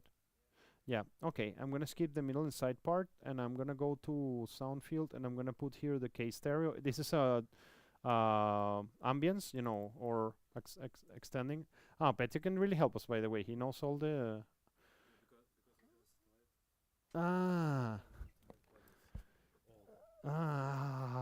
So what? We need to just switch it on.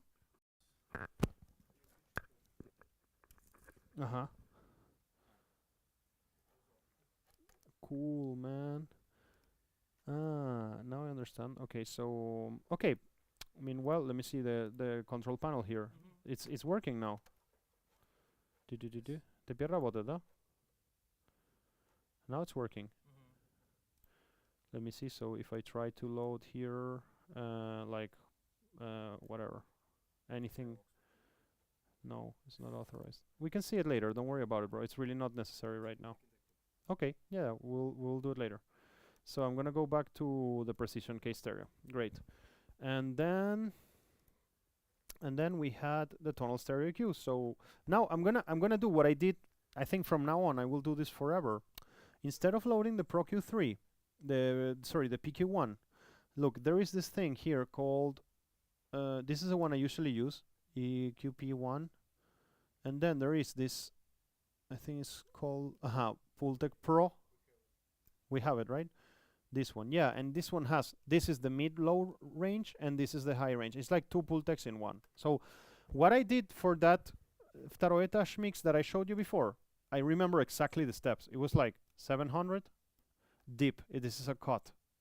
And then I did a peak on 2K of 1 decibel, and I did another peak of 1000 hertz here. Like that was it. That was kind of all what I did there, and the rest was some minor connection, like little corrections there. All right, so that's my mix bus.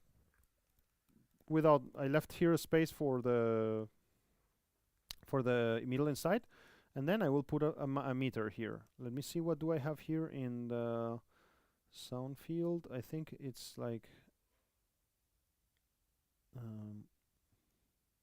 in other, I think the meters appears. I don't know what meters we have here. This meter sucks. I hate this meter. It's the Pro Tools one. Like, It's really bad. Like, I don't know. Sorry? Yeah, I guess I'm gonna go to PAZ, yeah. Yeah, I'm just seeing what is here, like, just for curiosity. Tuner, console, recall. I just want to see what's that. And then the computer crashes. Oh. Hey. Ah, it's connecting to the console. That's why it's seeing my audio. It's connecting to the console of Universal Audio. Okay, so let me save it, by the way.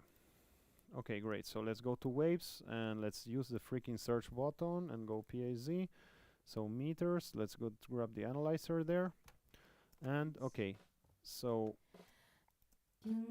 let's see. I was telling you, like, go to the moment of maximum dynamics. I mean, it's something around here. This whole song is really flat, you know, dynamically speaking.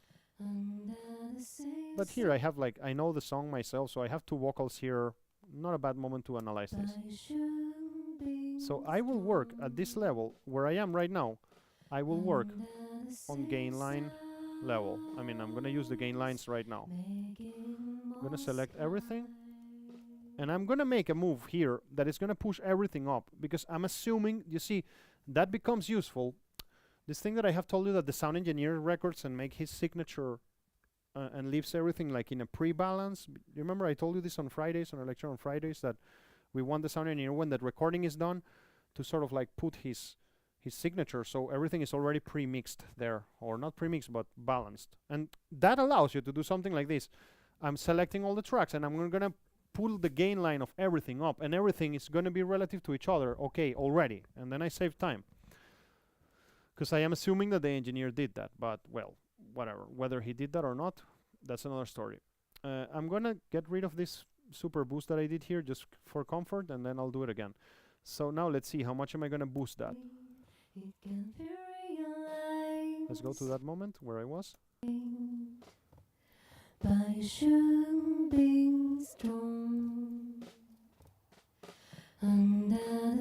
Less.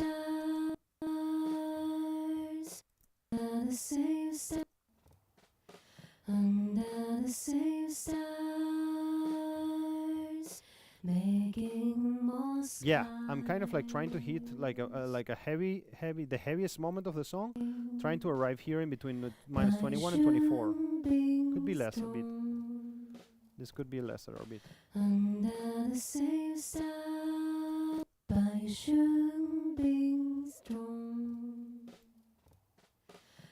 Yeah, actually it should be between minus 18 and 21, sorry. Made a mistake there. What's your question? Yeah, I mean, I would be balancing all of this, like juggling it, like. I start like this. Yeah, I'm happy with this. Like, let me go to a heavier moment and see how it reacts. Like here, I was around 18, so I'm gonna go down a touch. Let's put it in 8. Okay, plus 8 decibels there. It could be less. Great. Let's see it once more.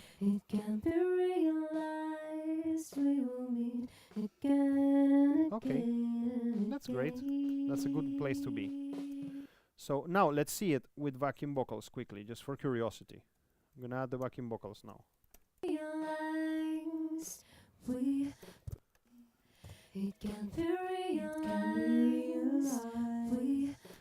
So even at this stage,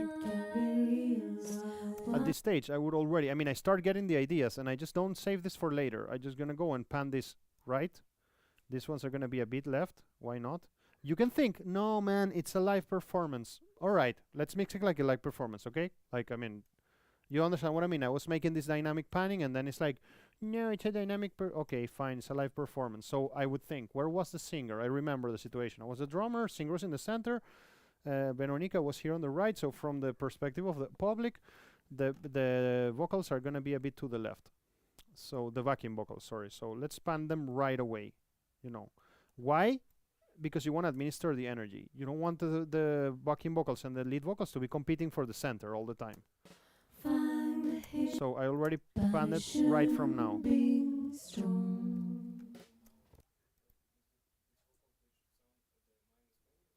I want to stay, I don't want to be so far away from that You see, and I'm still like, I mean, I want to be around here, right? Like, oh, fine. I mean, obviously, it's not like minus 20.5. Oh no, I mean, it's a ballpark. It's a number. Like, I mean, it's just not minus 15, for example. Like, yeah, it's fine. I mean, it's working fine. I feel heavy proximity effect actually in those microphones. That's because I know Aliona, and she loves to like make out with the mic. Am I showing the screen? Yes, I am. Okay, great. So okay.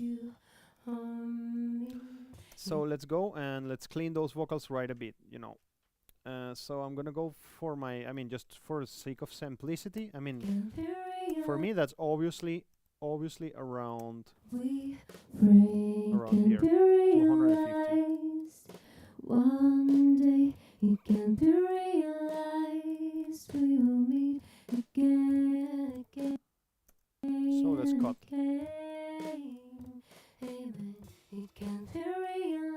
I find myself doing a lot this. Wait, this is something I was telling you last Friday. I find myself doing this a lot, and then look, and then like something like that. It's a Pultec imitation, exactly. Yeah, you're right. It comes from there, like in a way. So okay. And I also feel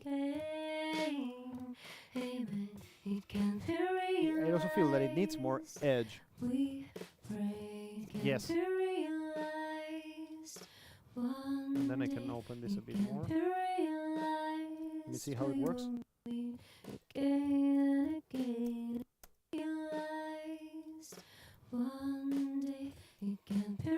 I can pull this down a bit.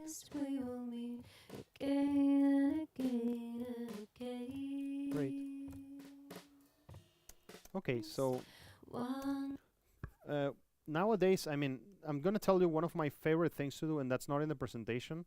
And one of my favorite things to do is, let me go, I'm gonna search for this guy called Neve 1081. Wait, is this? Ideally it would be the 1073, but I don't know if I can do it. Let me see the 1081. I don't know. Yeah, like this guy, it's a preamp, and this preamp has an equalizer. So in my, I don't know, in my poser my poser self tells me like, yeah, the signal is going to experience some like enriched harmonics because I'm running it through a Neve preamp. So I don't know if it's true or not, but I like it, you know. So I would go now, like you see, I'm gonna do something here a bit interesting. I'm gonna reduce this guy and the vocals too. I'm gonna reduce them something like 3 dB in the gain line correction that I did. I'm gonna leave everything how it was for now because I'm juggling all of that. I did it already, great. And then I'm gonna boost here. I mean, I'm sort of adding meat to it. Like this was a super digital setup, you know, it was a fully like there was no really analog preamps there or something. So and I'm gonna go here and see the analyzer and kind of aim for that 21 again.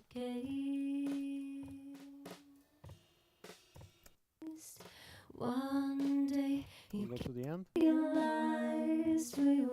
Yeah, that's fine. I like it. And then I'm gonna put this guy there right away because I mean I transposed everything, right? So I will need it later. So now it's too loud, like the backing vocals. So I can maybe bring this guy to 0.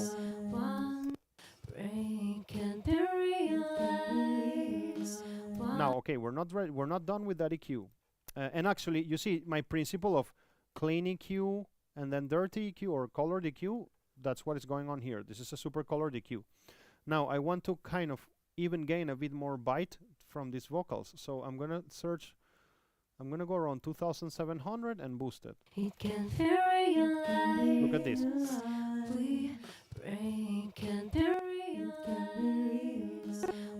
there is the loudness too, because I made it louder, but yeah. And then I want some more air, right? I think it could be more airy. So look, this guy here, if I turn this knob here, this is,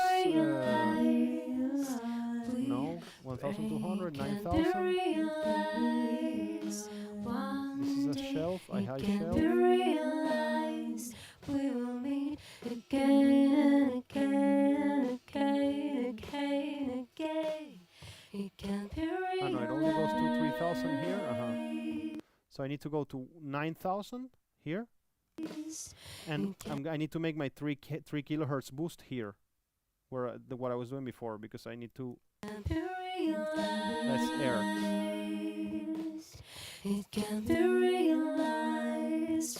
So look, if I switch off this EQ, it's my vocal sound. Like, I mean, that's all I need to do. And let's see together. I boosted 3K in a shelf. No, thanks for noting that. I would have liked it to be a bell. Thanks. Yeah. Because this guy is a shelf.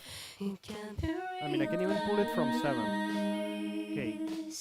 It can be realized. We will meet again. And I think, I mean, this intuition that I'm going to tell you now, it comes from the fact that I know Veronica and I know Aliona, and I have been in hundreds of repas with them. I think that the same profile of EQing will work for both of them. I mean, as a beginning. But these are my backing vocals, so I'm gonna turn them down a bit. It can be realized. We will meet again, again. Okay, so now where am I? You see, like, am I alright? Like, It can be realized. yeah, I'm still alright. Somehow I'm still alright. Cool. It can be realized. Yeah. Do you feel a lot of peace here? Like, okay. Only will leave you I mean, my favorite way to get rid of stuff like this is actually with Pro Q3. Like, you do it a lot with an EQ, like with an EQ. Yeah, with a dynamic EQ, and just like. But I don't have it here. Let me see. You can also lower them manually. I mean, you know we'll like, find another space. right? Another space. Another space. But you know what is more pro? What is more pro than reducing the volume of it, which you can do. You can also do this, man. Like, I mean, that's why I love Pro Tools, bro, for mixing and stuff. Like, it's just, it has this, the audio suite here. And imagine I can load here an EQ. And then, these are the P. I mean, let me just see it a bit more, like, see all of this, like, P. And then, and then I can identify, where is that P? So,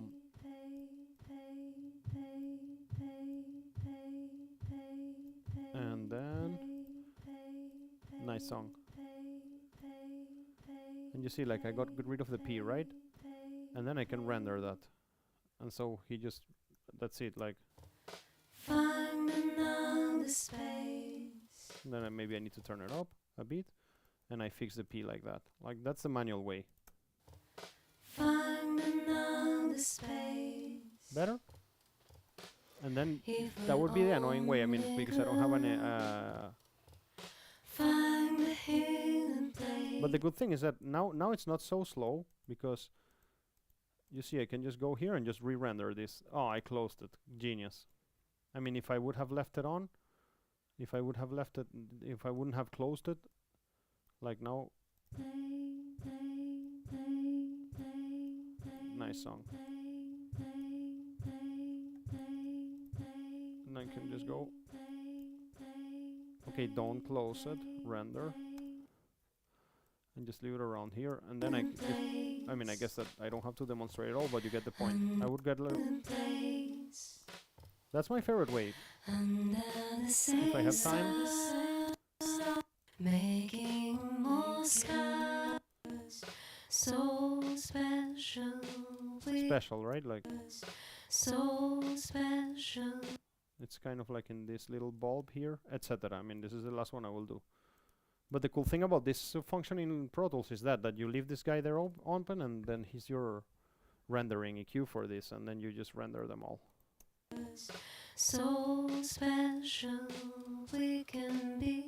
But either that or do the same with a dynamic EQ in that range, you know, and just maybe another option you have as well is to make an automation curve and bypass it like an only. It's pretty annoying, but you can, you know, Ableton has the same function, and you know what is really useful function that people overlook a lot. Maybe you don't overlook this and you guys get it clear, but you know, another thing that you can do to fix something, and it's a bit faster. Look, where are you? I'm gonna load this equalizer again here. Let me undo what I did for a second, and imagine I'm gonna put this EQ again and do this P thing.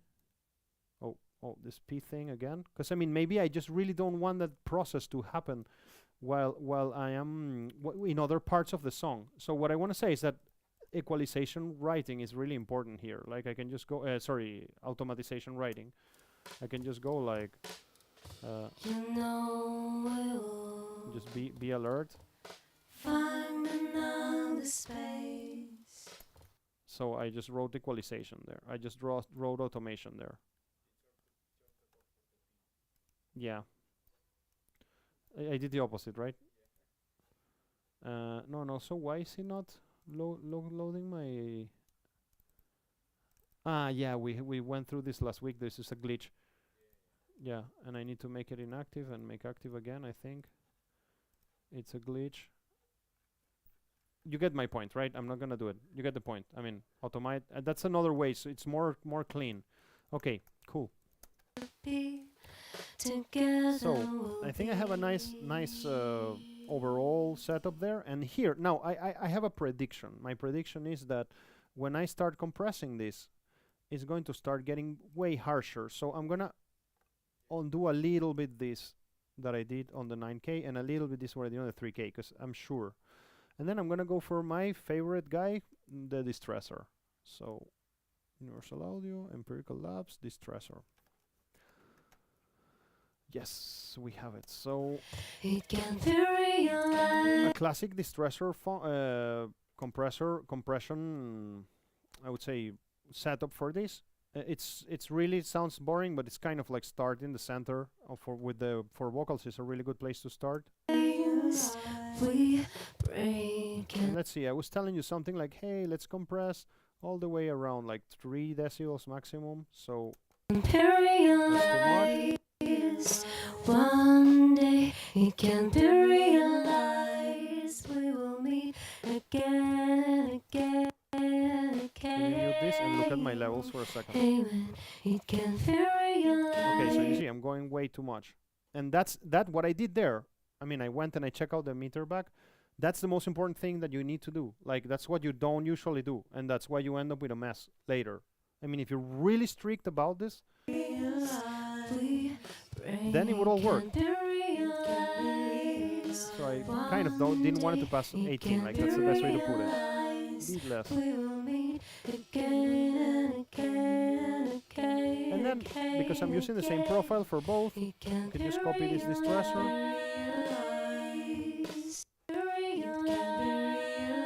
and make sure that something is happening. Like, I can increase the ratio and also make the attack faster, so I compress more.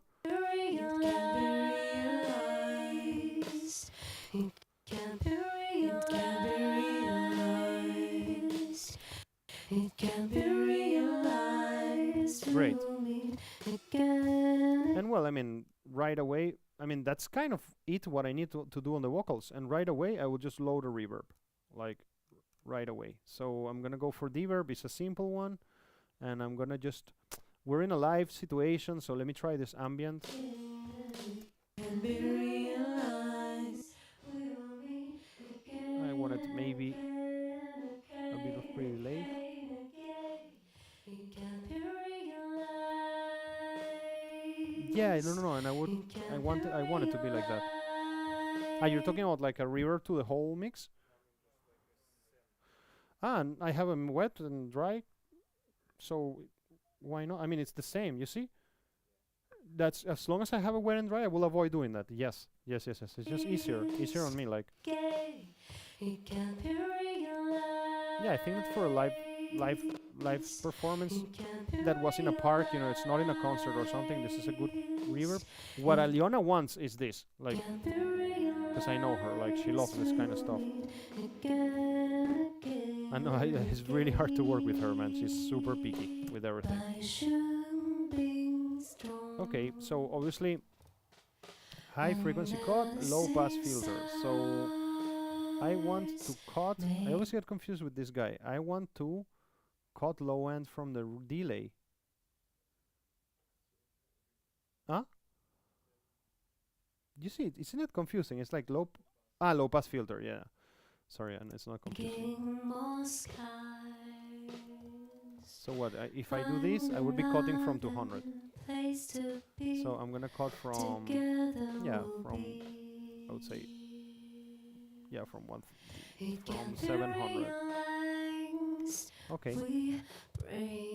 No, low pass is cutting the high end. Yeah, and high frequency cut, I always get confused. And high frequency cut is a low pass, isn't it?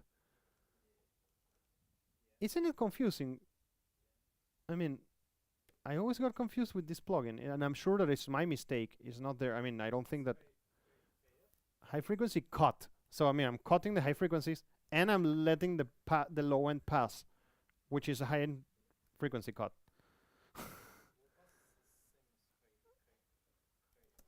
Like, let's see it. Let's hear it. Let's hear it in attention. Wait. Let's just use our ears. Like, let me put a lot of.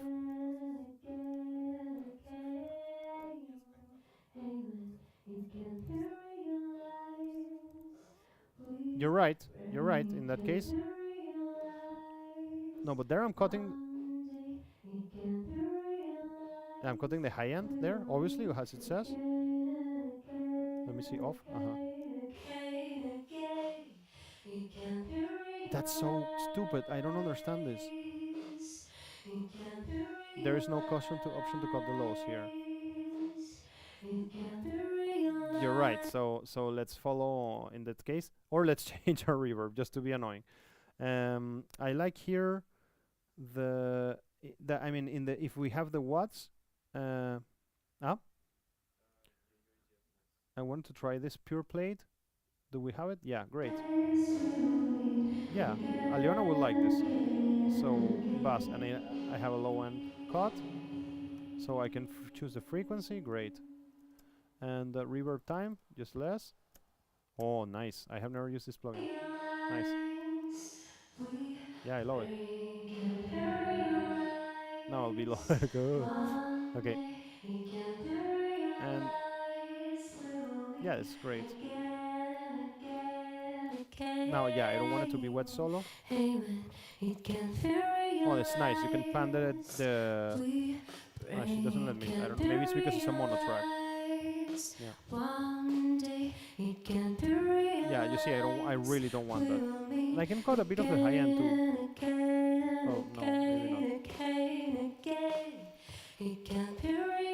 Okay, and so let's do the same with. Okay, Artemi, you won. Like, it's more efficient to, in this case, to do it with a auxiliary. So let's call it verb. You're right. Yeah, because I mean, I'm gonna send the same, both tracks, and then I save time. So, and also processing. So. We will meet again and again, again, again, again. It can be realized. So okay, how much? It can be realized. This guy needs to go to the router because I need to run it through the mix bus. So. And now I need to go back. She's saying again and again and again. Well, I need to go back again and again, and I see it. You see, look, I'm getting way above myself. Huh? You're right. Thank you. Very, very, very much. Wet solo here. Like, it's just all wet. You're correct. And then we check this again, and we turn down the reverb.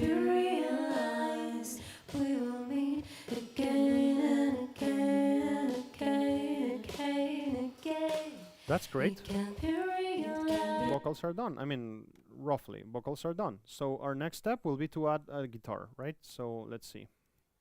Let me just. One day it So I'm gonna follow the logics. Like I remember that we're mixing a live session. So I remember Aliona was in the center, Veronica was on the right, and Denise was a bit on the left. And that makes sense because I have my vocals on the left, on the right, on the left, and I'm gonna pan Denise, the guitarist, a bit to the right on the same proportion, 27.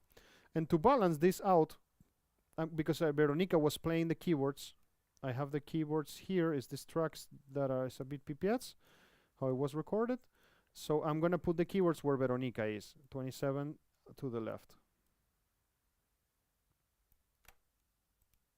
Oh, that's so stupid that the cursor doesn't let me see the number. Oh well, I can do it like that. Great, okay, it's awesome. Now, find a hidden place. And let's go to a higher. one day it can be realized. We will meet. Now, look, guys, it is not a secret, okay? You can get away a lot. Like, I have a feeling that, I don't know why I have this feeling, and maybe I'm wrong or something, but I really feel it, like that this same equalization profile that I'm doing for Aliona is gonna work for the guitars. Like, yeah, I mean, the reason is because I feel that it's very damp. I mean, and I can start from there, you know.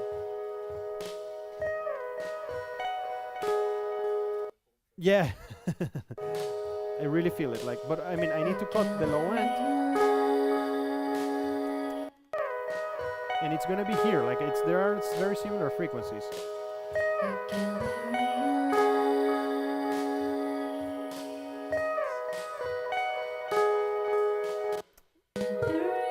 And now, like you see, now my vocals are really my limiter, like, I mean, everything has to be less loud than it, unless I don't want that, but that's what I want in this mix, so now maybe I could consider to use a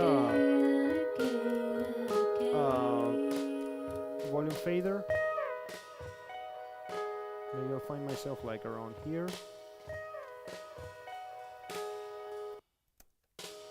It can be realized. And, I mean, hey, why not? Let's send this to the same reverb. Sorry, it's like a bit boring, but really, why not? I mean, it's the same space, exactly, so it works. Okay. Like, look, because this was a DI guitar, and I mean, and it could become a bit more rich, I would load here a very simple tape machine called Oxide tape. Yeah, I just wanted kind of like beef up my guitar a little bit, like so. The louder the tape machine, the more harmonics it brings. So I'm just gonna do this like input and then download the output. So I'm making it more rich like that. Now look what I did to the guitars. Let me just mute 1 second. I just know, I mean, this is my band, so I just know so well everybody. That's why I could reach this conclusion of the EQ profile. Like, I know what they like look like. Yeah, that was so much needed. Actually, I'm getting to know now. I'm getting acquainted with 1000 hertz. Like, it's something that I'm learning how to use now, and I think it needs a bit. And then the Oxide.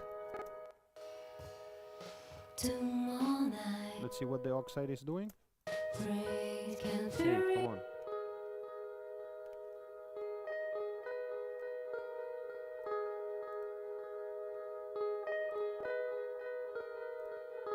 Bring it up a bit, like.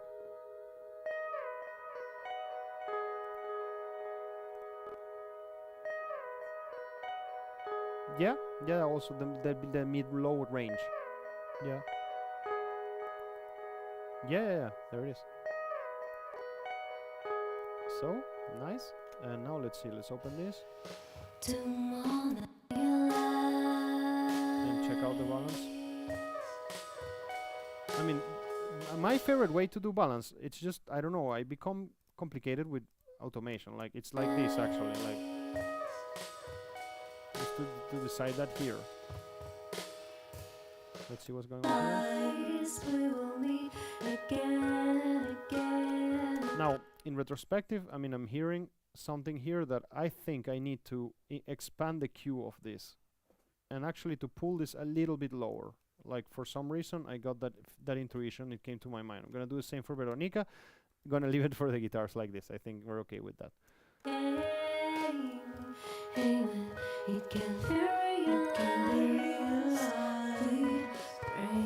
Okay, and then let's see what we can do with the bass. We start with our basic level. So now let's see our meter. Like, where are we? I'm still in a nice place. Let me go to the end. Like,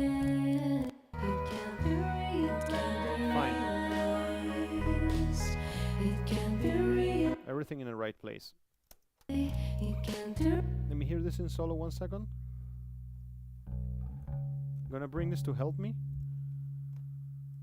And I'm gonna switch these guys off.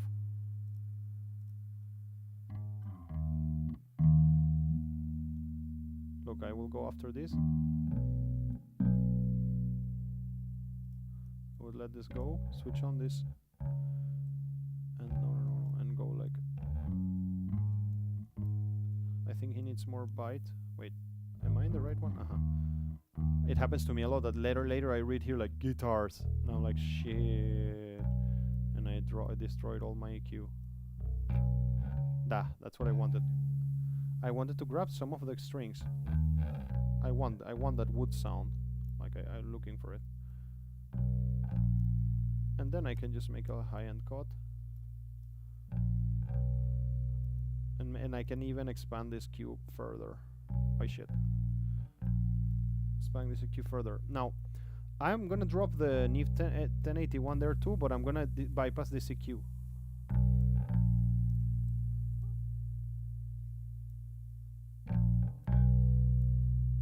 So your lecture of mixing today was use the same profile everywhere and you will win. Like, this is a really stupid lecture.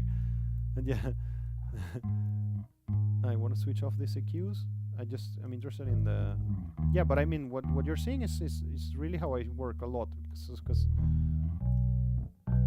yeah, this is a good one. That's what I'm telling you. I'm learning what's happening around 1000 now. This is super low end, so I can grab here like 180 and not making a shelf, and then I can cut. I can make a, well, I already made the high pass there. And I think I'm fine. I like this sound. Like, look at where I was.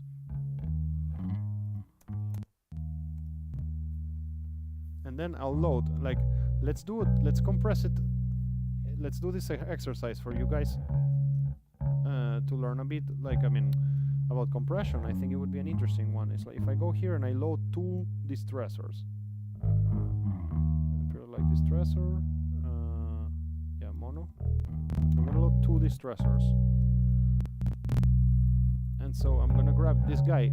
Is gonna be my, well, first, when you are working in Opto, like Opto usually has a detector that is in RMS, by the way.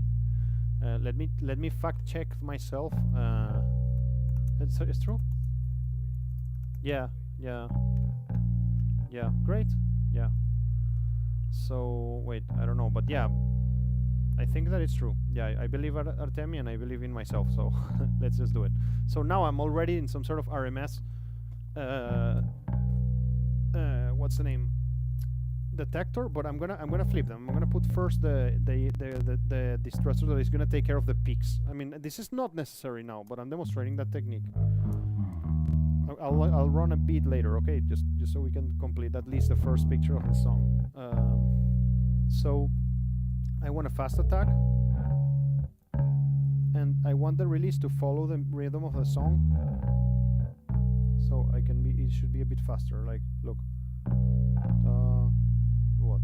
Maybe it can even be faster because there are these double notes. I don't know. Theoretically, I like that more. Cool. I'm going back before the next hit. Now, the detector, I'm more interested in the high notes. Like I'm more interested in the high frequency, so I can catch this. So I'm gonna high pass. I'm high passing the detector. So you see, actually, he started seeing more information because there is more fast attack information around the high end. When I did a high pass to the detector itself. The distortion has, this is like a little bit of distortion. It's just special like that. And then theoretically, you can do a second compressor here that is gonna be the slow compressor. So this is the opto one. I want this attack to be slower so I don't catch so much. It shouldn't be catching so much. Let me just turn it down like this. And release the same. I want it to be faster, yeah. I mean, I don't want it to be so fast, I want it to hold a bit. Let's clean the detector too. Let me see what happens. I'm gonna turn this down, the output a bit, so I'm not getting fooled by the loudness.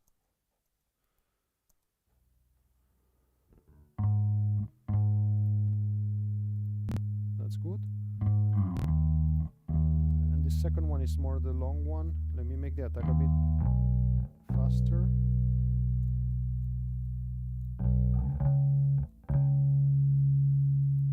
Really slow.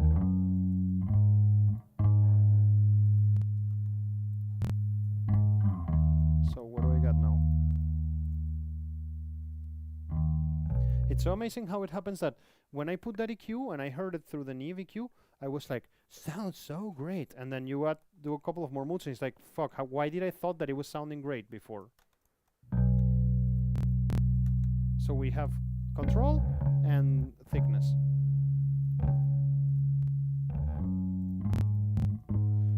Okay, I mean, that's an approximation of a nice level. And now I see myself doing this a lot, Maybe I will use my oxide. Let me just put it to factory default. I'll use my oxide there, and this will be my final volume. And actually, I mean, by the way, what I'm about to do, I have seen myself doing it a lot. It's like oxide everywhere, and it's like I'm working in a tape machine.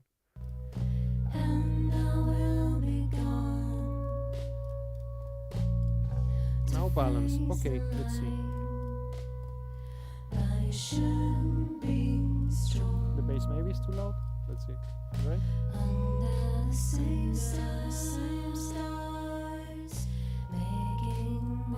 Oh great, yeah, and now I turn it up.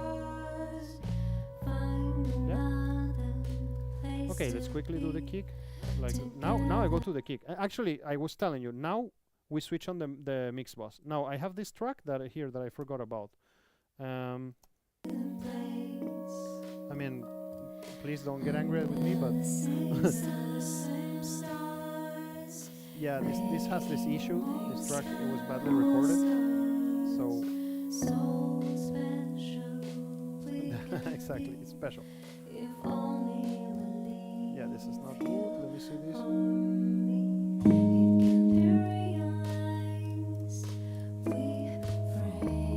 I mean, I'm doing it so fast because I'm in a hurry, but yeah, this one doesn't matter. So I copy it because it's just volume. What I was doing there. Now panning, panning is already done. Let's send that to the reverb.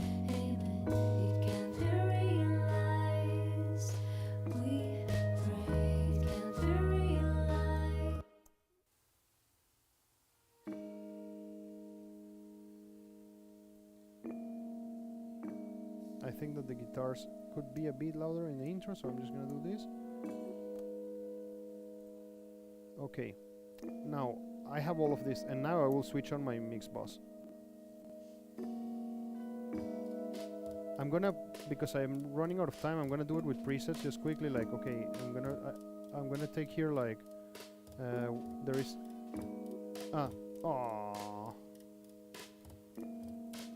fine, I'll use another compressor. Let's use a distressor, okay? Because I mean, would be totally normal to use it on master. Huh? Let's use an if. But I mean, you don't expect this to be so different. I mean, in the sense that I really mix like this with, these are my plugins, kind of like, there is very few. I'm not like a plugin maniac. Like, I mean, I see it like if I would have outboard, you know, I wouldn't be able to buy all the outboard in the world and connect it together. I like limitations. So I'm gonna use the parallel drum bus to make a parallel compression to the whole mix of the whole song. Like, we start getting it activated, put the attack a bit faster to grab the whole mix together.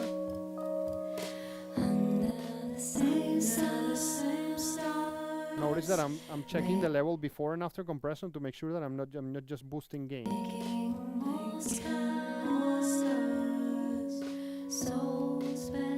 Okay, and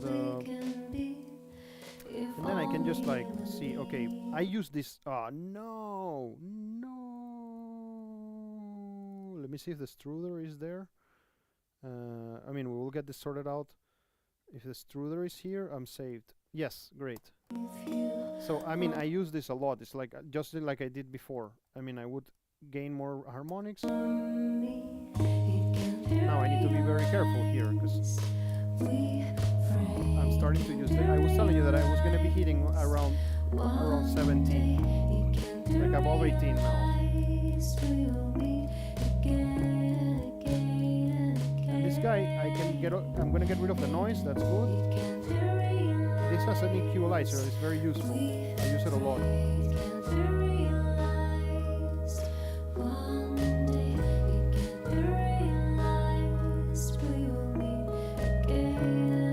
After the song started performing, I started having a feeling that Veronica started playing louder, the keys, and they became too prominent. So I'm going to turn it down a bit like this, following this level. I liked it.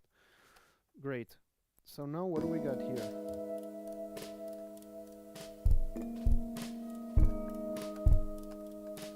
So, let's go to my EQ. Fuck. No! Yeah, muscle memory, correct. I think it's very like muddy. There you go. It could work, man. I really feel it, and I know, but I just didn't want to get you guys to make fun of me, so that's why I didn't do it. But I really feel it should be the same, yeah. Want to gain a bit of attack? So now here.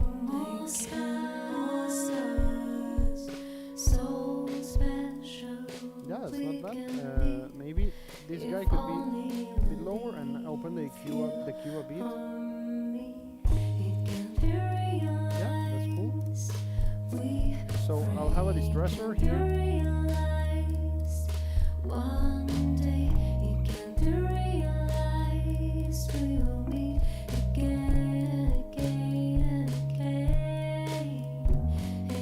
And I'm gonna use just a preset just for speed.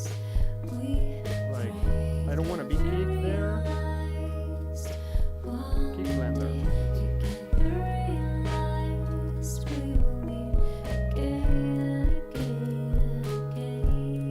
The release is too fast. I know you felt it, but it was feeling like a click.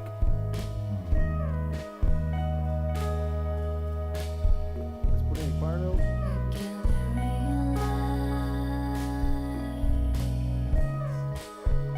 Yeah, no, I need to make a low end cut. It's too much. Too much?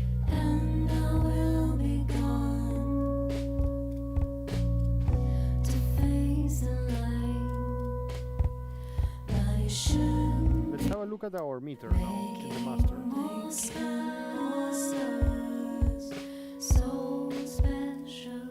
-12 kind of like sometimes, -15. The kick is too loud. I mean, it's just piercing too much.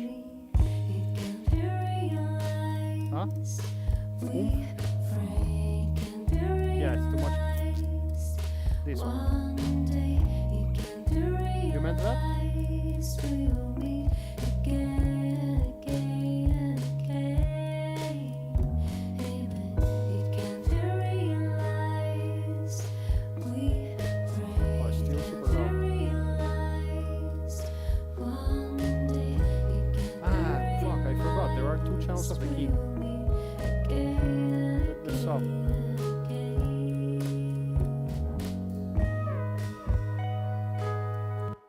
wanted to ask me a question, Mina?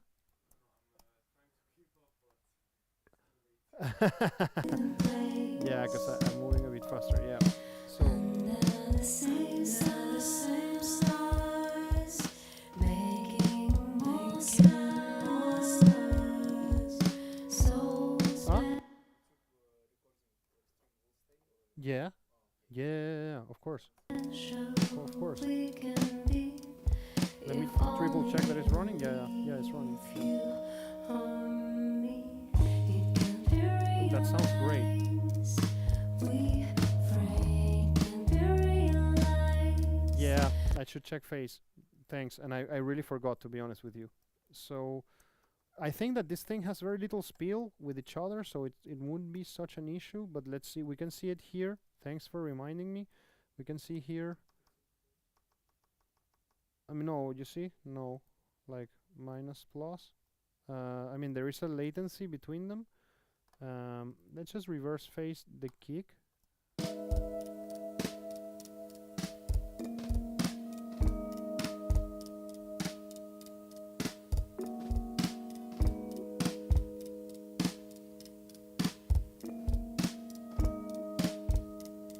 Yeah, I think it's because of the arrival times. Yeah, I agree. But here's no. Look, the kick sub and the. By the way, kick sub and the usual kick are. I mean, they're like, if there is a way to be beyond out of phase, they're super out of phase. And the snare, I mean, it's now in phase after I this here, but yeah, I feel that we lost.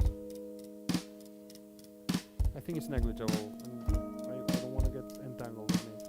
I'm gonna flip the snare bottom too, and the toms as well. So we are all aligning it to. I could have just done it the other way, but now we got it all in phase.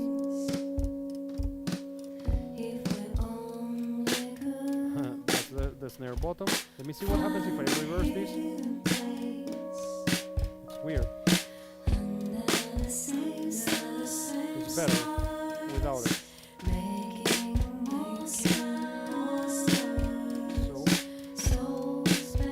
Let's cross our ears.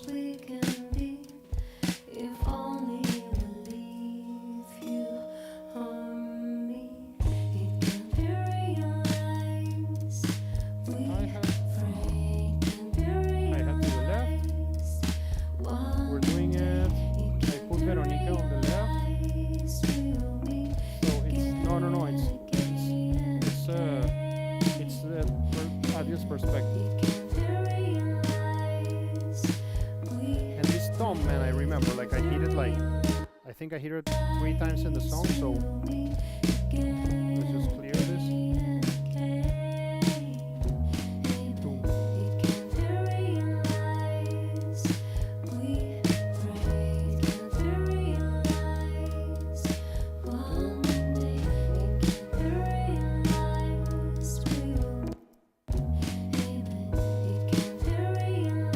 Yeah, I'm kind of like rushing through things because I gotta go, but I just wanted to at least make a, and this is gonna be on the left because I'm the opposite side of the hi-hat.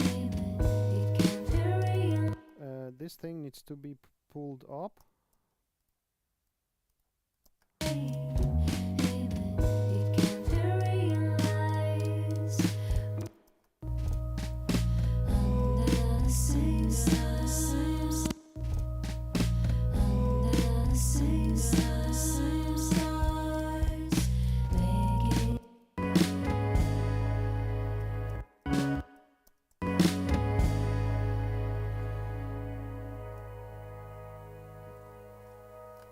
These toms, they need a distressor too.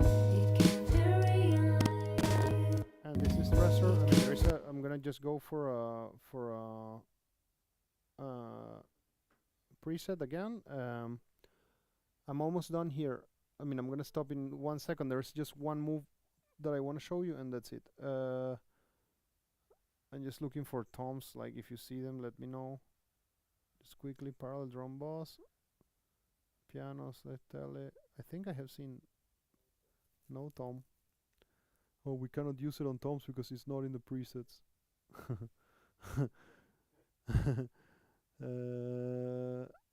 snare drum sustain. Let's start with this one. So yeah, because there are no fast changes possible. So great.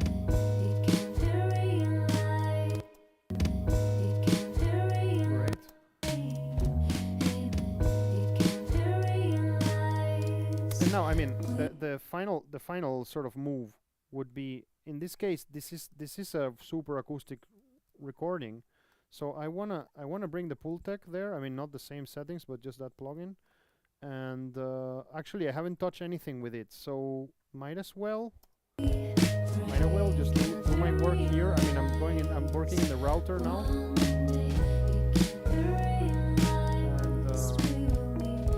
And I'm gonna work on 100. I'm gonna cut 20k a bit. I'm gonna boost 12,000. Look. Open the bandwidth. And now I think that this is 700, 500. The snare is too loud. Just fix that. Well, I'm not doing anything to the snare. I should group this snare in a snare group. Send it to the right place. Drop a distressor there.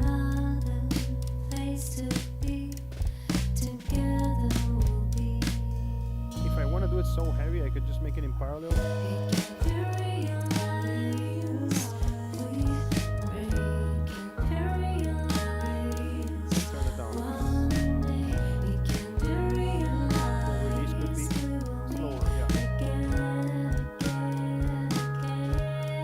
The snare needs some ambience, so send it to the same one. Yeah, it could be done.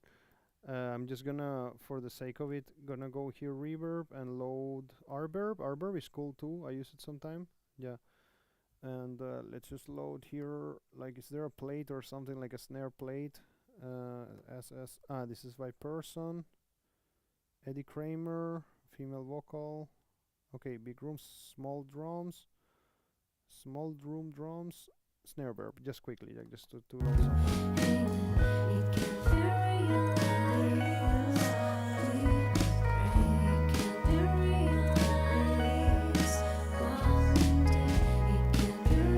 Super loud still. Turn it down. Yeah. And I mean, the last move I could make, on this. Gotta be careful with that. I guess I'll think about that more for next lecture or something.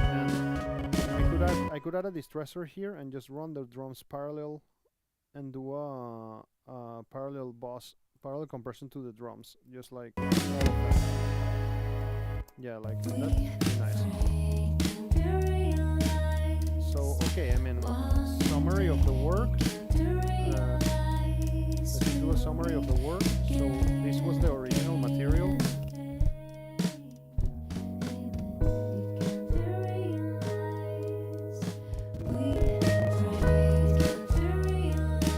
Not bad. The kick is too loud.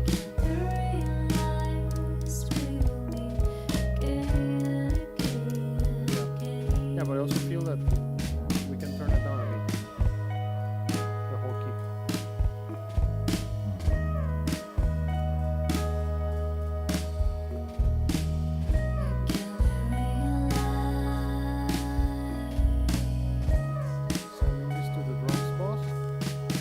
Like in this case, you know what would be my most expensive way of making this cut? I'm just gonna load here a Pultec, and I'm gonna use the attenuation level for 30 Hertz and then just cut.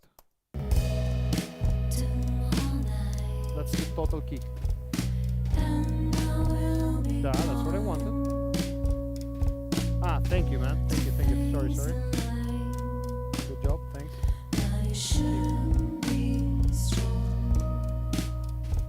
now that I'm here, I could add a bit of definition to the kit and turn it down like this.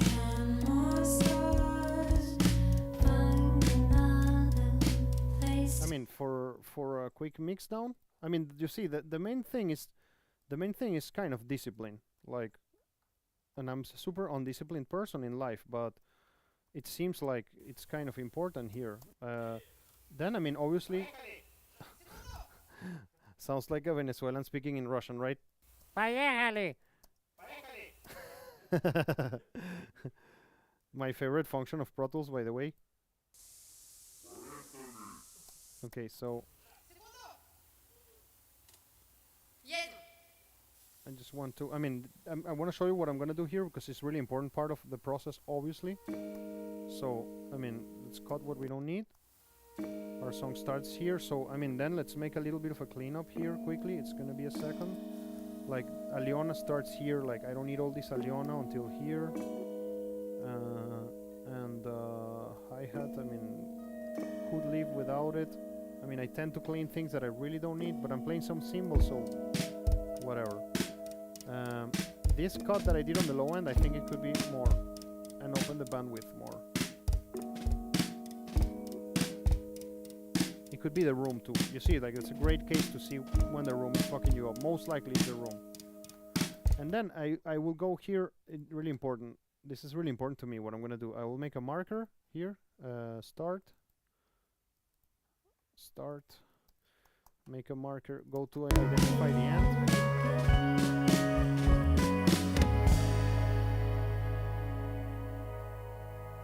So the tail is gonna be really determined by my vocals, and I don't need anything else after that.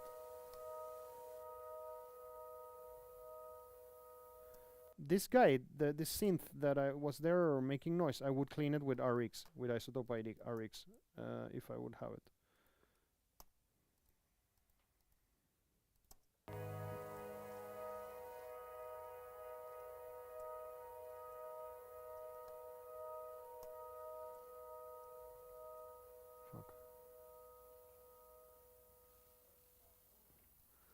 And the rest, drummer. Wait for decay.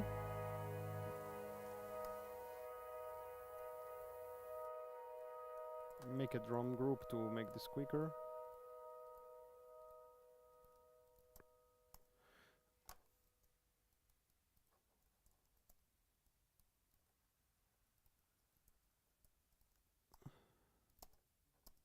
Alright, and now I will identify the end.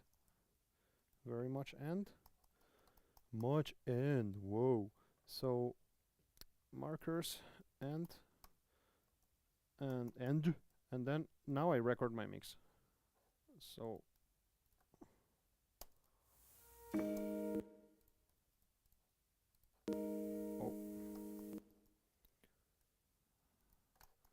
there is some noise that I would have to clean. I guess that I did it in RX and that's it. Hooray! So the song is short, so whatever. Let's just let it roll and see our little waveform forming there.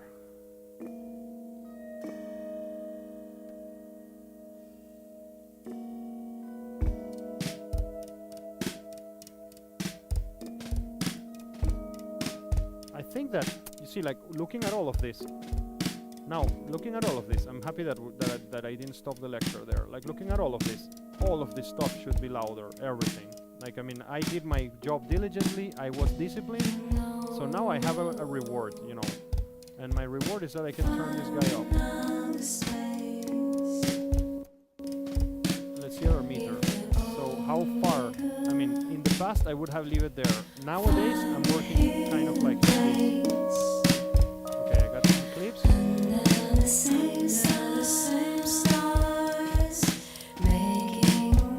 As close as I can be to zero.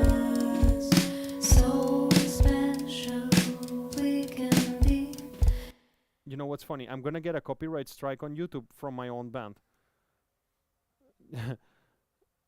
Definitely gonna happen. So gonna load the Oxford limiter like I was. I mean, actually, no, look, I will not this is a very jazzy live song, so I'm not gonna load a limiter there, and I'm gonna make it a bit less loud than a rock mix. Like the snare could go down a bit.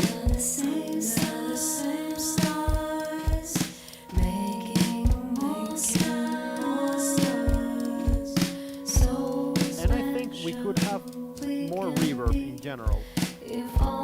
For sure, Aliona would have asked me for that. Like, and I mean, we never touched this, so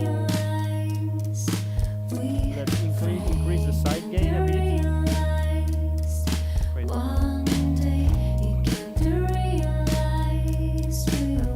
Move some ambience a bit.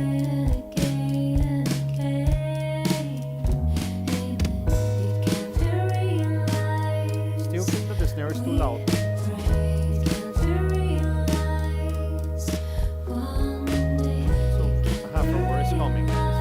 Hi-hat, I think.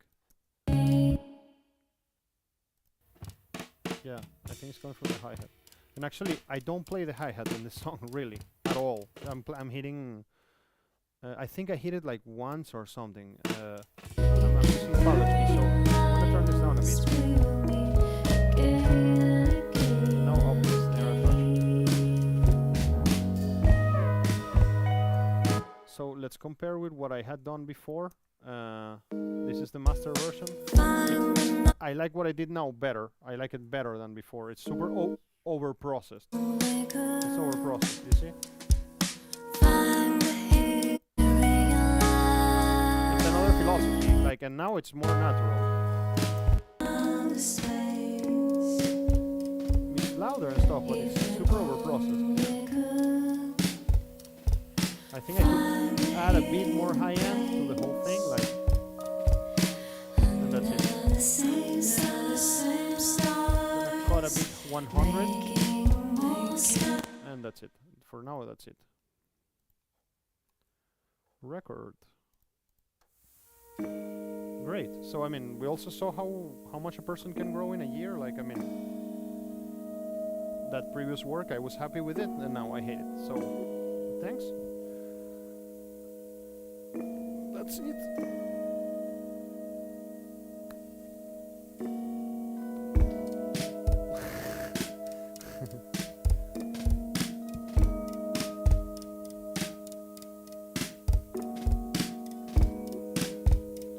I was meditating about our course of recording capture portfolio, and I am planning to add there. I'm planning there to mix a bit too, because it's always in DTH, and maybe the lectures are too long, like 6 hours for that.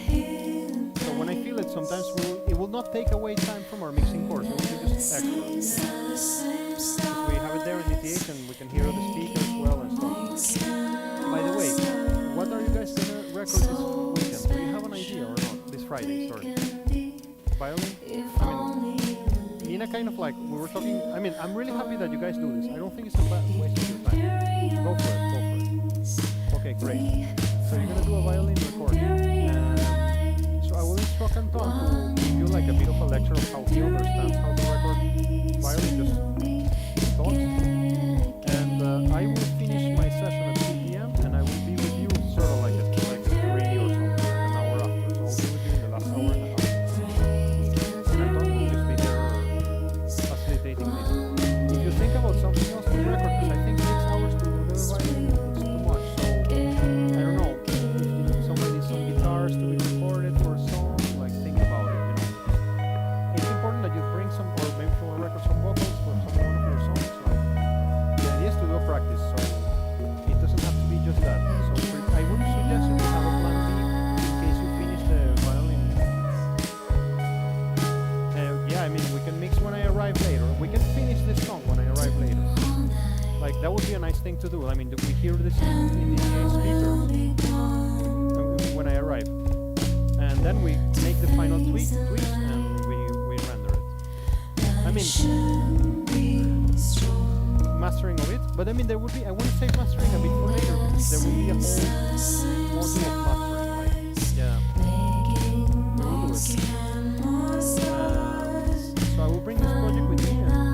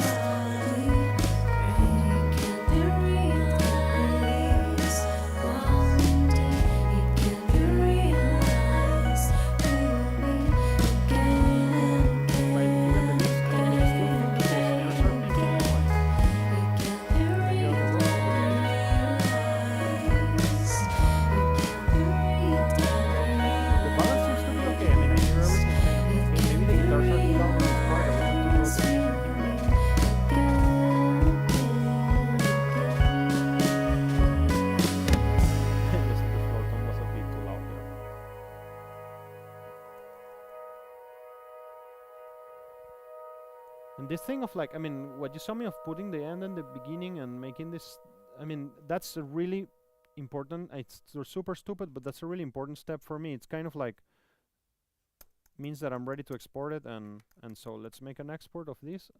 So now, when you work in this scheme in Pro Tools, like when you are in this scheme, there is another, well, it's not a benefit. But anyways, if you're gonna do this, you should then make everything inactive and then export. And you know, there is a really good reason to do this. And the really good reason is that sometimes when you're working professionally and you're working in a recording studio, it can happen that a plugin becomes corrupted because somebody did something, like an engineer changed the setting in the night while you were away, and you came back and then you open your session and it doesn't open. And that really has happened. It happens way much more than what you think, because you guys are used to working in your own computer that nobody touches, but it will not be the case. And when you make everything inactive like this, next time you open the session, you can start finding out where is your problem by just starting making active things. And then you're like, okay, the problem, the Pro Tools crashes on the snare when I make active the snare. So it was one of the plugins of the snare, and you can remove them. Like, I mean, I'm telling you, like, that's one of the reasons why I use this system. I mean, everything, it has been an evolutionary process of 7 years of immense headaches that ended up with this, like, with this system. So thanks. That's our lecture today. I hope it was useful in some way. Thanks.